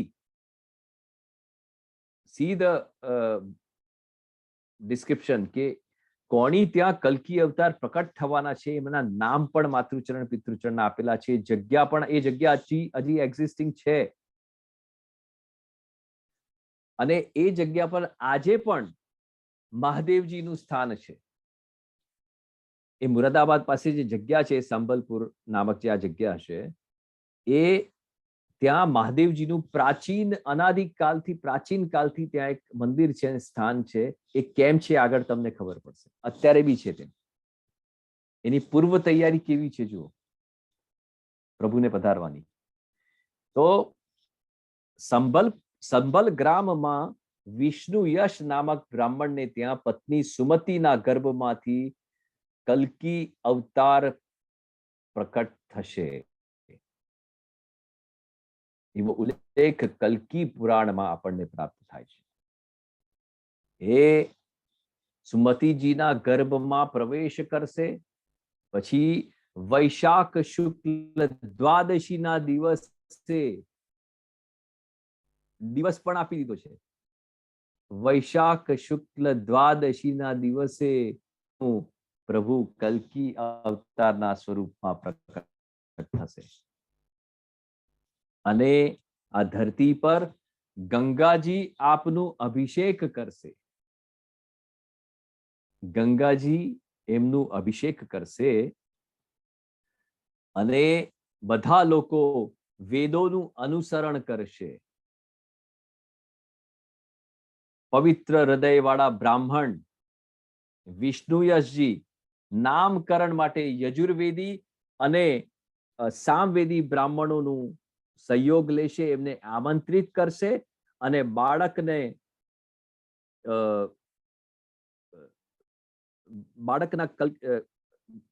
કલ્કી અવતારના દર્શન માટે ત્યાં એ જે તે વખતે દ્રોણાચાર્યજી, એમના પુત્ર અશ્વત્થામા, પરશુરામજી, વેદવ્યાસજી ભિક્ષુકના વેશમાં ત્યાં દર્શન કરવા આવશે. દ્રોણાચાર્યજી, અશ્વત્થામાજી એમના પુત્ર, પછી પરશુરામજી અને વેદવ્યાસજી આ ભિક્ષુકના વેશમાં એ બાળ કલ્કી અવતારના દર્શન કરવા માટે ત્યાં પધારશે અને પછી વિષ્ણુયશજી એમનું ખૂબ જ સુંદર રીતે સન્માન કરશે. એ સન્માન પામીને એમની ગોદમાં બિરાજેલા શ્રી કલ્કી અવતારને એ બધા જ નમસ્કાર કરશે, વંદન કરશે અને ઓળખી લેશે કે જેમને કળિયુગના પાપના નાશ માટે અવતાર લીધો છે એનું નામ કલ્કી હશે. એ આજ છે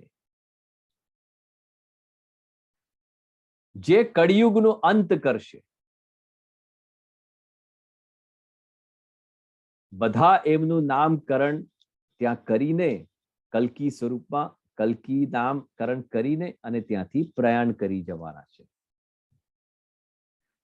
હવે આવતા 1000 વર્ષમાં શું થવાનું છે ને એનું પ્રિડિક્શન અત્યારથી નહીં, ઘણા વર્ષો પહેલાથી કરેલું છે. તમે વિચાર કરો, પુરાણો જ્યારથી પ્રકટ થયા ત્યારથી કરેલું છે, with date, time, name and everything. શું કરશે એ લોકો એ પણ લખેલું છે. It is very interesting to understand this. અને like I am taking the journey towards, તમને હું અમુક હજારો વર્ષ પછી લઈ જઈ રહ્યો છું. અત્યારે આપણે એ હજારો વર્ષ પછીની જર્ની જોઈ રહ્યા છે. એટલે એ પાપના નાશ કરવા માટે કલ્કી સ્વરૂપમાં નામકરણ કરીને અને ત્યાંથી એ પધારી જવાના છે. પછી માતા સુમતિજી જે છે એ સરસ પાલન પોષણ કરીને એમને ઉછેરશે, મોટા કરશે અને એ મોટા થયા પછી બ્રાહ્મણોનું ખૂબ જ હિત કરવા વાળા, બ્રાહ્મણોનું રક્ષણ સંરક્ષણ કરવા વાળા કલ્કી અવતાર થશે. જેમના 3 મોટા ભ્રાતાશ્રી હશે, એમના 3 મોટા ભાઈ હશે અને જેમના નામ પણ આપી દીધા છે. એ 3 ભાઈઓના નામ શું હશે? એક ભાઈનું નામ હશે કવિ, બીજા ભાઈનું નામ હશે પ્રાગ અને ત્રીજા ભાઈનું નામ હશે સુમંત્રા. એ 3 ભાઈઓ હશે અને પછી બાળકોને અધ્યયન કરવા માટે એમના જે પિતૃચરણ છે એ એમને કહેશે કે હવે આપ અધ્યયન લાયક મોટા થઈ ગયા છો, હવે મારે આપનું બ્રહ્મ સંસ્કાર કરવું છે, ઉપનયન સંસ્કાર કરવું છે અને સાવિત્રીનું શ્રવણ કરીને અને વેદોનું અધ્યયન આપ કરો. એવી રીતના એમને કલ્કી અવતારને એમના વિષ્ણુયશજી જે એમના પિતૃચરણ છે એ આજ્ઞા કરે છે અથવા અર્થાત કરશે. ત્યારે કલ્કી અવતાર એમને પૂછશે કે વેદ શું છે અને સાવિત્રી શું છે? તો એના ઉત્તરમાં વિષ્ણુયશજી એમને કહેશે કે વેદ જે છે શ્રી બ્રહ્માજીની વાણી છે અને સાવિત્રી જે છે એની પ્રતિષ્ઠા છે. એવી સમજણ એ કલ્કી અવતારને વિષ્ણુયશજી આપશે. પછી વેદના 10 સંસ્કારો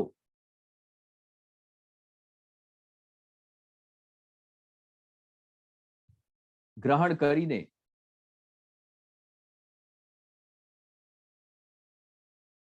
અને બ્રાહ્મણ પાસે નિવાસ કરીને એમની પાસે અધ્યયન કરવા માટે, કારણ કે અધ્યયન કરવા માટે વિષ્ણુયશજી કલ્કી અવતારને કહેવાના છે કે હવે આપ એવા કોઈ બ્રાહ્મણ કે જે વેદાભ્યાસથી નિપુણ હોય અને ખૂબ જ જ્ઞાની હોય અને જાણકાર હોય, અસ્ત્ર શસ્ત્ર બધું જાણતા હોય, એવા બ્રાહ્મણ પાસેથી આપ શિક્ષા કરવા માટે પ્રયાણ કરો. તો એવા બ્રાહ્મણ કળિયુગમાં મળવા માટે અઘરા છે. તો આપ પૂછે છે કે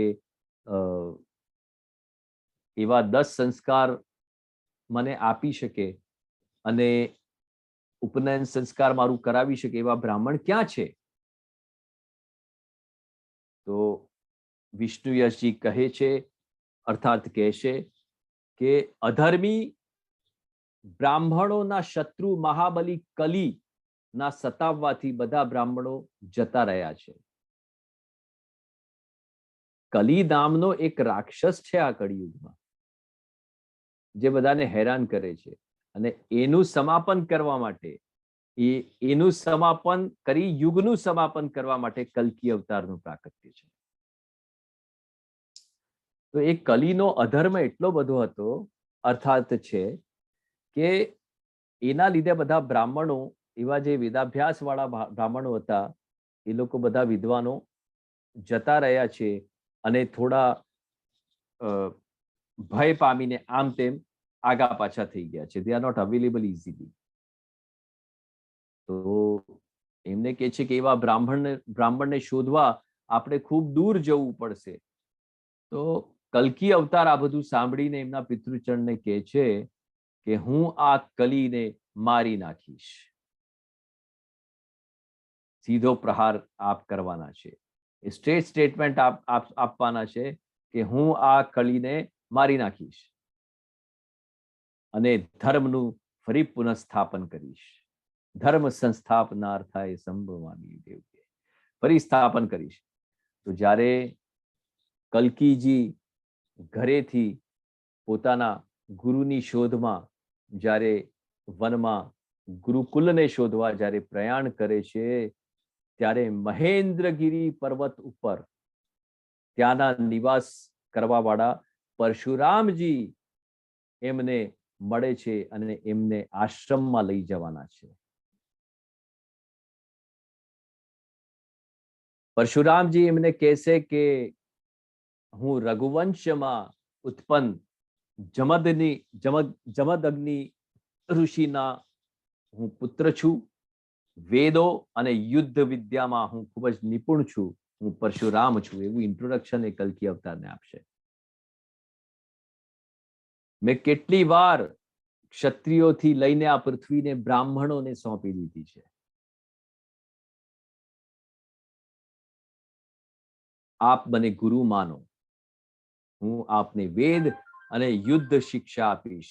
પરશુરામજી કહે છે, અર્થાત કહેશે કે હું આપના માટે ઘણા વર્ષોથી અહીંયા મહેન્દ્રગીરી પર્વત ઉપર તપસ્યા કરી રહ્યો છું. હું આપનો ઇંતજાર કરી રહ્યો છું.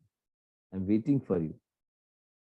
પ્રભુ પધારવાના હોય ત્યારે આ બધા તૈયારીમાં હોય ને, એવી રીતે કે આઈ એમ વેઇટિંગ ફોર યુ. અને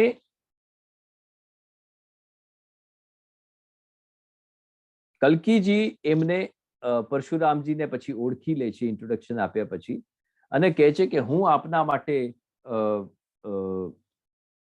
એમનાથી પ્રસન્ન થઈને અને એમને ગુરુ બનાવી લે છે.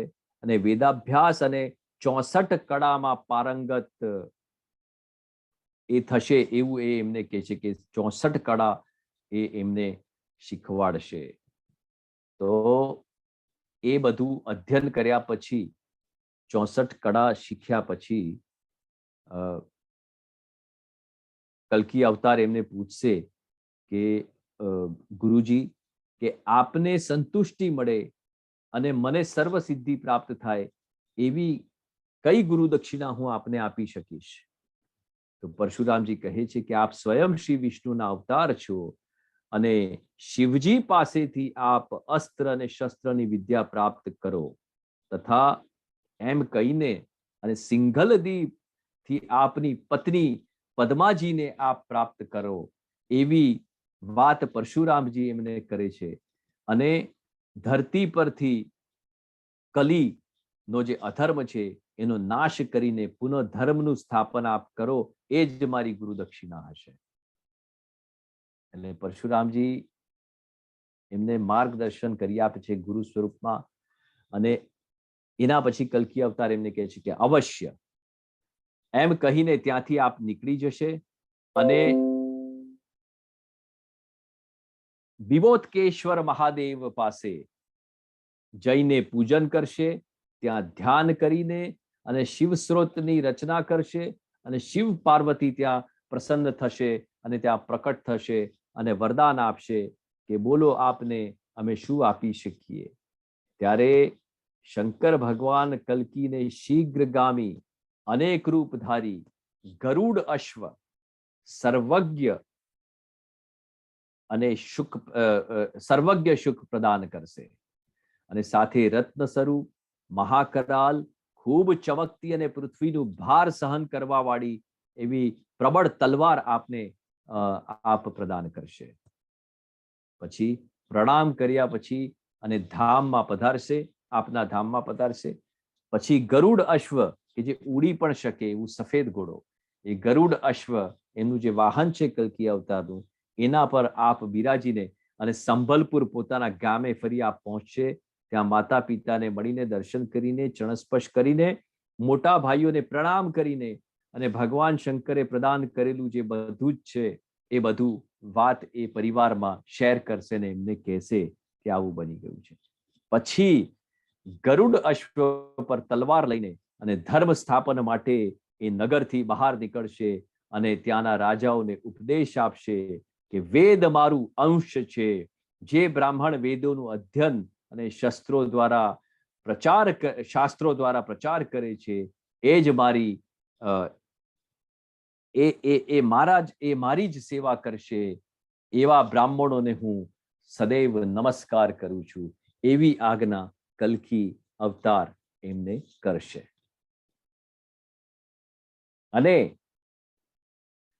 પછી સંધ્યા સમયે સુખદેવજી ભગવાન કલ્કી પાસે પધારીને અને આપને કહેશે કે હે પ્રભુ, હું સિંગલદીવ જગ્યા છે, એક સ્થાનનું નામ છે કે હું ત્યાં ગયો હતો અને ત્યાં ખૂબ જ સરસ હવા ઉજાસ છે, વાતાવરણ ખૂબ જ શુદ્ધ છે, વિશુદ્ધ છે, પક્ષીઓ ગાન કરે છે, નદી કડકડ વહે છે, શુદ્ધ જલ છે અને ત્યાંના રાજા બ્રહ્મદત્તની પુત્રી પદ્મા જેમનું નામ છે, એમના માતૃચરણનું નામ કૌમુદિની છે. રાજાની પત્નીનું ચરિત્ર એટલું અદ્ભુત છે કે સર્વ પાપોનું નાશ કરી શકે એવા હરિની તપસ્યા કરી અને શ્રી શંકરનું વરદાન પામી એ પદ્મા જે છે, એમના જે માતૃચરણ છે, એ એવું વરદાન પામી કે એ પદ્માના પતિ સાક્ષાત નારાયણ ભગવાન જ હશે. જે પણ નારાયણ સિવાય એમને કોઈ પણ બીજા રાજા કે કોઈ બી પ્રજાજનો કામ ભાવથી જોશે એ સ્ત્રી બની જશે. એવા આશીર્વાદ સાથે વરદાન પ્રાપ્ત કરીને અને પદ્માવતી આશીર્વાદ પામે છે. એટલે આ જે ગામનું નામ છે સિંગલદીપ, એ કલ્કી અવતારનું સસુરાલ છે.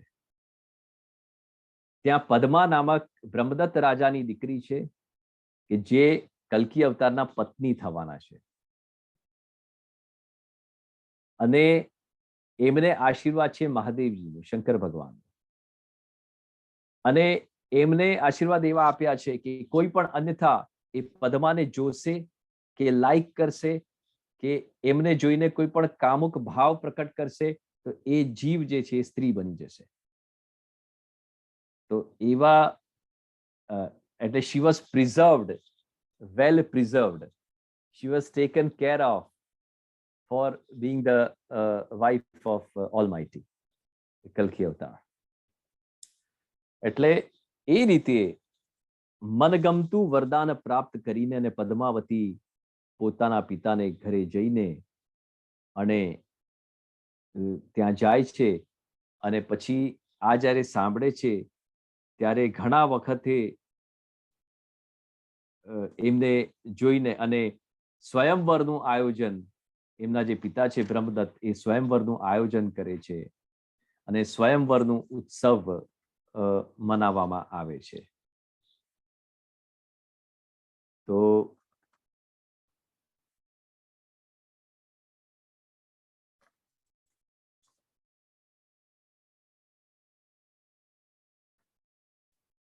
એ સ્વયંવરના ઉત્સવમાં પદ્માજીની એક જ ઈચ્છા હતી કે મારા પતિ એ પ્રભુ હોય. અને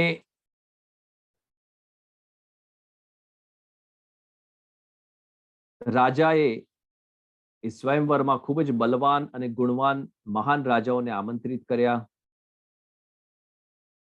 બધા વિદેશોથી પણ પોતપોતાની સેનાઓ લઈને અને રાજાઓ આવ્યા સ્વયંવર માટે, સિલેક્શન માટે, અને ત્યાં બિરાજ્યા. પછી પદ્માજીને એ રાજાએ એમના પિતૃચરણે બોલાયા સ્વયંવર માટે. અને ત્યારે એના પછી ત્યાં સુખદેવજી એક કલ્કી અવતારને આપ કહે છે કે મેં જોયું છે કે ત્યાં જેમ જેમ રાણી આગળ વધી રહ્યા હતા સ્વયંવરમાં અને રાજાઓ પાસે જઈ રહ્યા હતા, ત્યાં ત્યાં એ રાજા સ્ત્રી બની રહ્યા હતા. એટલે એવી જાણકારી, એવી ઇન્ફોર્મેશન એ કલ્કી અવતારને આપે છે કે ત્યાં ત્યાં એ જેમ જેમ એમનું રૂપ જોતા જાય, બધા રાજા મોહિત થતા જાય અને પત્ની તરીકે પ્રાપ્ત કરવાની જો ભાવના એમનામાં જાગે કે કામ ભાવ પ્રકટ થાય, તો એ બધા રાજાઓ સ્ત્રી સ્વરૂપનું ધારણ કરી લઈ રહ્યા હતા ત્યાં. તો રાણી પદ્માજી ખૂબ દુઃખી થયા એક રીતે અને વિલાપ કરતા નીચે બેસી ગયા અને કહ્યું, એમના એક સખી મિત્રને કહ્યું કે હે સખી, ભગવાને મારા ભાગ્યમાં કોઈ વર લખ્યો જ નથી, કારણ કે હું જેની પાસે જાઉં છું એ સ્ત્રી બની જાય છે અને અથવા તો બની જશે. તો મેં કયો પાપ કર્યું છે કે શિવનું વરદાન મારા માટે અભિશાપ બની ગયું છે. પછી ભગવાન વિષ્ણુનું ધ્યાન ધરી અને કહ્યું કે એમને મને સ્વીકાર ન કર્યો તો હું દેહનું ત્યાગ કરી દઈશ. એવી ભાવના એ પદ્માજીએ પ્રકટ કરી અને પછી કલ્કીજીએ એ શુકને કહ્યું કે મારો સંદેશ લઈ જાઓ. એ જે શુક આપ્યું હતું ને મહાદેવજી એમને કહ્યું કે મારો સંદેશ લઈ જાઓ અને આશ્વાસન આપો પદ્માજીને કે હું શીઘ્ર એમની સાથે જલ્દીમાં જલ્દી વિવાહ કરીશ અને તે મારી પત્ની બનશે. અને જો એ સંદેશ લઈને અને શુક જે છે એ પદ્માજી પાસે પહોંચ્યા અને ત્યાં પહોંચીને એમના કક્ષમાં ગયા અને બેસી ગયા અને માણસના અવાજમાં એ બોલ્યા કે આપ ચંચળ નેત્રો વાળા સાક્ષાત લક્ષ્મી રૂપા છો. એવું માણસના અવાજમાં એ શુક પોપટ બોલ્યું કે આપ એવી રીતના છો, લક્ષ્મી રૂપા છો અને વિધાતાએ સંપૂર્ણ વિશ્વનું જે રૂપ છે એ આપને પ્રદાન કરી દીધું છે. આ સાંભળીને પદ્માજીએ એમને પૂછ્યું કે તમે કોણ છો અને ક્યાંથી આવ્યા છો? તો શુક કહે છે કે હું બધું જાણવા વાળો છું, મને બધી જ ખબર છે, મને બધી જ ખબર હોય છે, હું શાસ્ત્રોનો જ્ઞાની શુક છું, પોપટ છું. અને કહ્યું કે આપ આટલા બધા રાજપાટમાં મોટા થયા, કુંવરી છો, તો પછી આટલું બધું આપના પિતૃચરણ રાજા છે, આટલું વિશાળ ક્ષેત્ર છે આપની પાસે, તો આપ દુઃખી કેમ થઈ રહ્યા છો, આટલા વ્યાકુળ કેમ છો? એવો પ્રશ્ન એ શુક જે છે, પોપટ જે છે એમને કરે છે.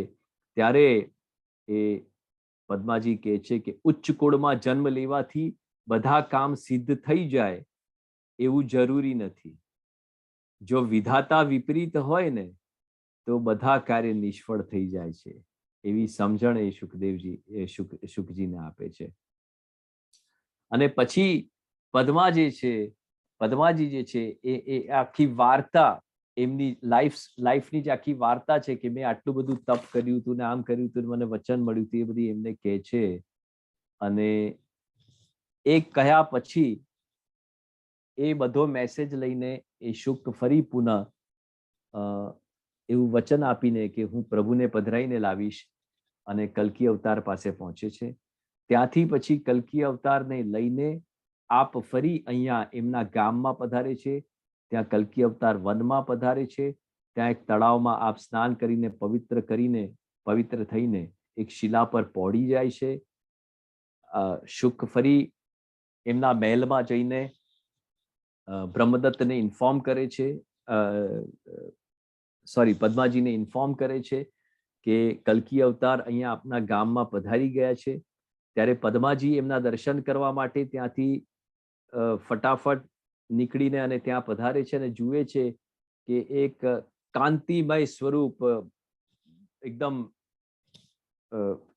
સરસ ભુજા ધારણ કરવા વાળા એક સુંદર સ્વરૂપ ત્યાં પહોળી રહ્યું છે.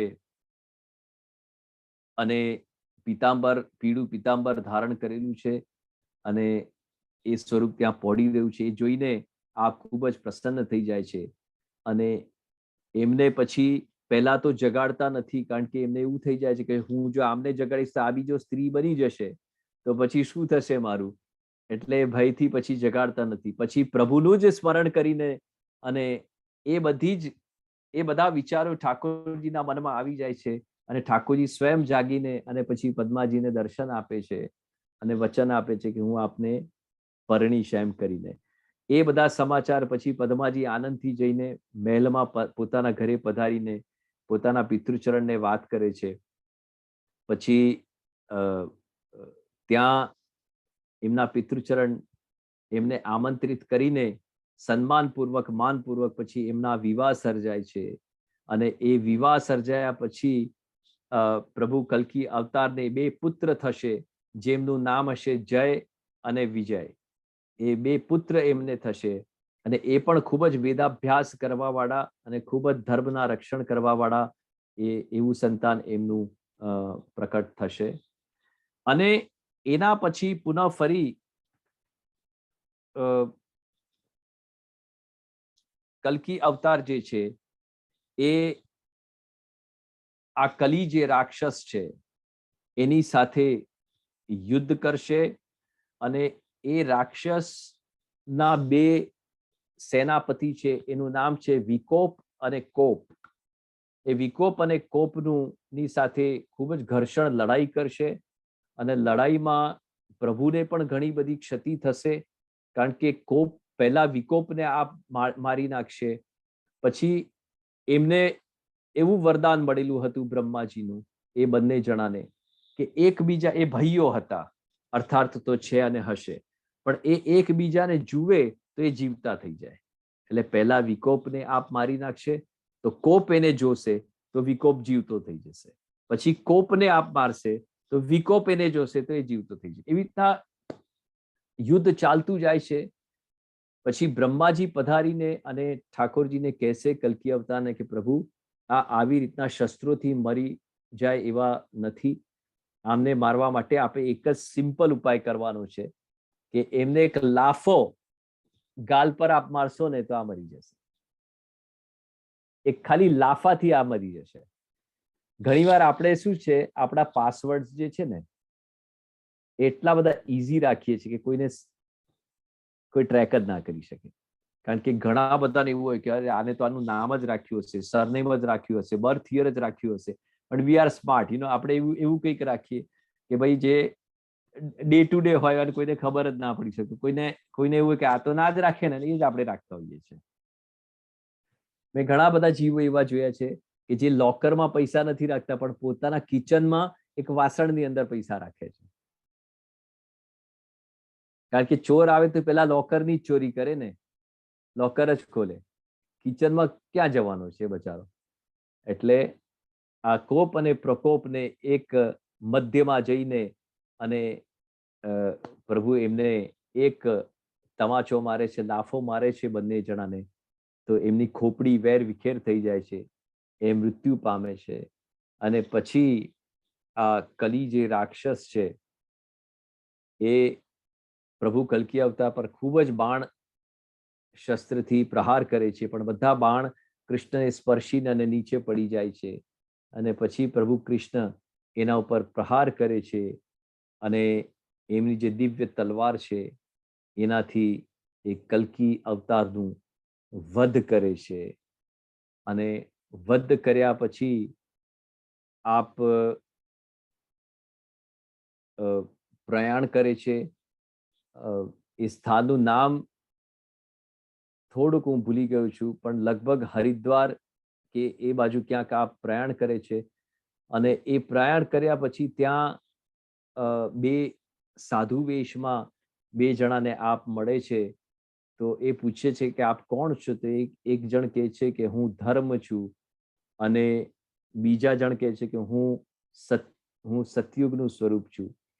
તો એ કહે છે આપ આવા સ્વરૂપમાં કેમ છો? તો કે અહીંયા કલ્કીનો પ્રભાવ એટલો બધો હતો કે અમારે સંતાઈને રહેવું પડતું હતું, અમારે ખૂબ જ તકલીફ હતી. એવી રીતના એ વિનંતી કરે છે. પછી પ્રભુ કલ્કી અવતાર એમને કહે છે કે આપ ચિંતા ના કરો, આપ હવે આપના મૂળ સ્વરૂપમાં પધારી જાઓ, કારણ કે હવે સતયુગ બહુ જલ્દી આવવાનું છે.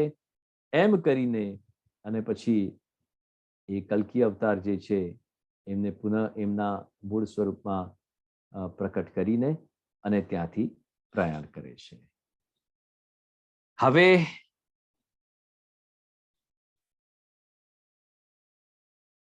આ બધું જ્યારે સમાપન કર્યા પછી, કલ્કીનું વધ કર્યા પછી,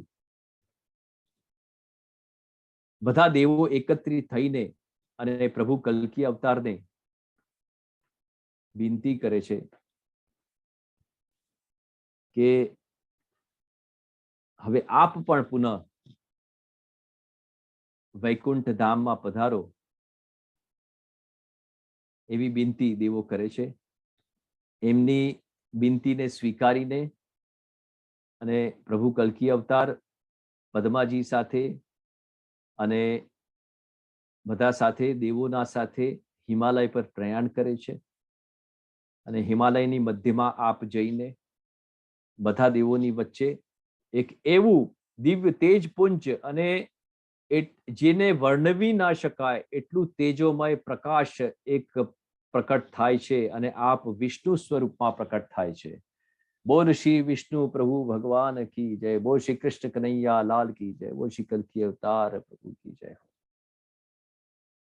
અને એ વિષ્ણુ સ્વરૂપમાં પ્રકટ થઈને, એમના મૂળ સ્વરૂપમાં પ્રકટ થઈને અને બધાને આજ્ઞા કરીને અને બધાની સાથે પદ્માજીને એ અગ્નિના તેજપુંજમાં આપ વિલીન કરીને એમાં મળાવીને બધાને એક સાથે કરીને આપ પુનઃ આ પૃથ્વી પરથી પાછા વૈકુંઠ ધામમાં પધારે છે. બોલ શ્રી કૃષ્ણ કનૈયા લાલ કી જય.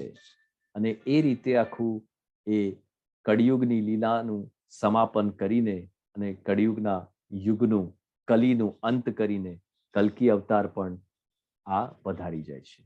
હવે આ તો અહીંયા આપણે પ્રસંગનો અંત કર્યો, કિંતુ વાલા વૈષ્ણવ આ બધું આગળ થવાનું છે એની ચર્ચા અત્યારે વાત આપણે કરી છે. So we have seen the whole picture before it is released. અને આ જ થવાનું છે. This is a hardcore fact.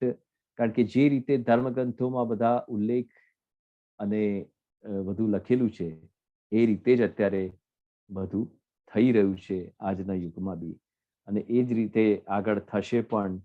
એવો પૂર્ણ વિશ્વાસ છે, એવી દ્રઢ ભાવના સાથે આજે આપણે કાળ કૃષ્ણ અને કળિયુગમાંથી કાળ પછી કળિયુગ અને કલીનું વધ અને કલ્કી અવતારનું પ્રાકટ્યને આપનું પુનઃ પાછું પધારવું વૈકુંઠમાં. ત્યાં સુધીનું આપણે આજે પ્રસંગો લીધા. હવે કલ્કી પણ કૃષ્ણ છે, કલ્કી વિષ્ણુ છે. એટલે કૃષ્ણનું પ્રાકટ્ય એક સ્વરૂપમાં જોઈએ તો આપણે સાંભળી પણ લીધું પેરેલલી, કલ્કી સ્વરૂપમાં આપણે સાંભળ્યું. પણ કૃષ્ણ માટે હું ફરી આજે આપણે આ બીજો ટોપિક અહીંયા પૂર્ણ કરીએ છીએ સૂક્ષ્મ સ્વરૂપમાં.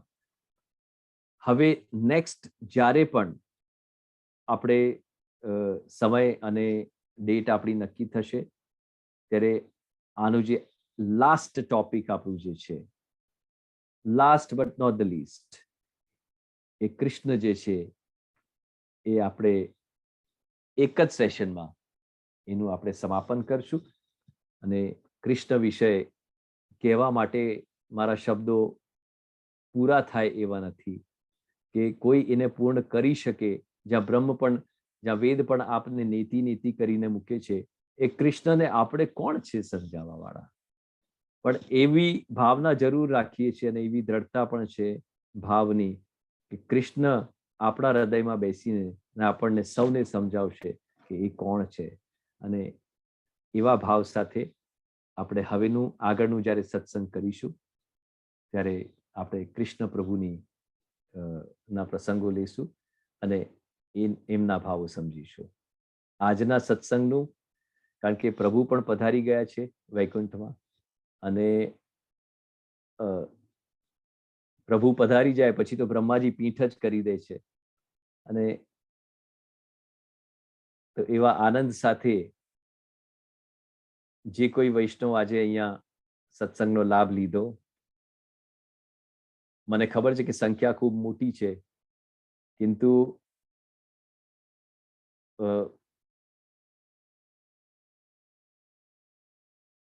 એ બધા વૈષ્ણવને આજે હું ઇન્ડિવિજ્યુઅલ નામ સાથે નહીં કહીને, કારણ કે મારે પણ જપપાઠનું સેવાનું ક્રમ થોડુંક છે, એટલે એવી મારે બી સમય સાચવવાનો છે.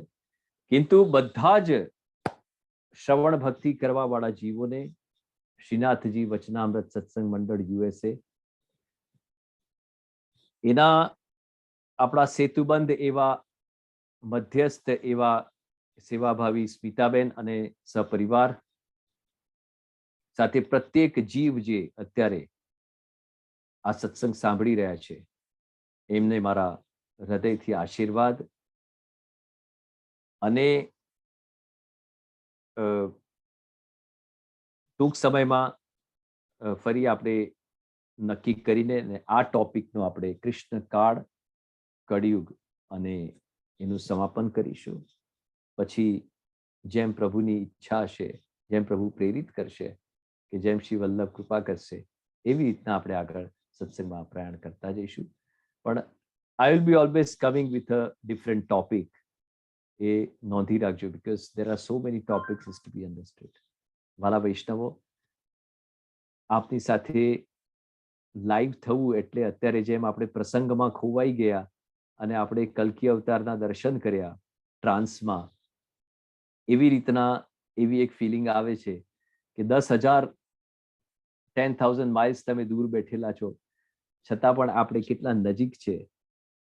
અને એ નજીક રહેવામાં જે માધ્યમ મીડિયર છે એ આ કમ્પ્યુટર છે, આ એક યંત્ર છે.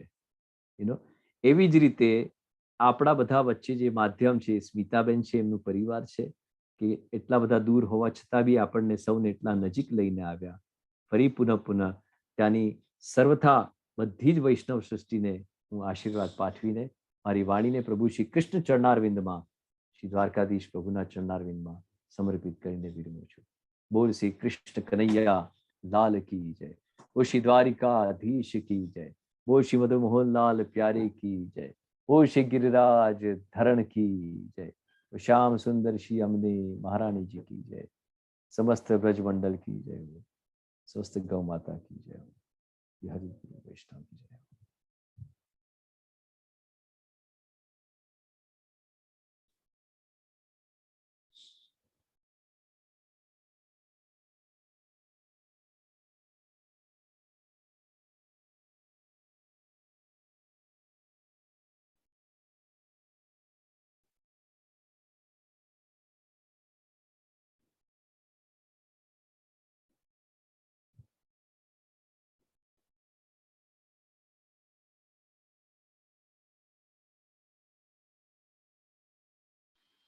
जे जे बीराजी गए ना वैष्णव, ये कर दो।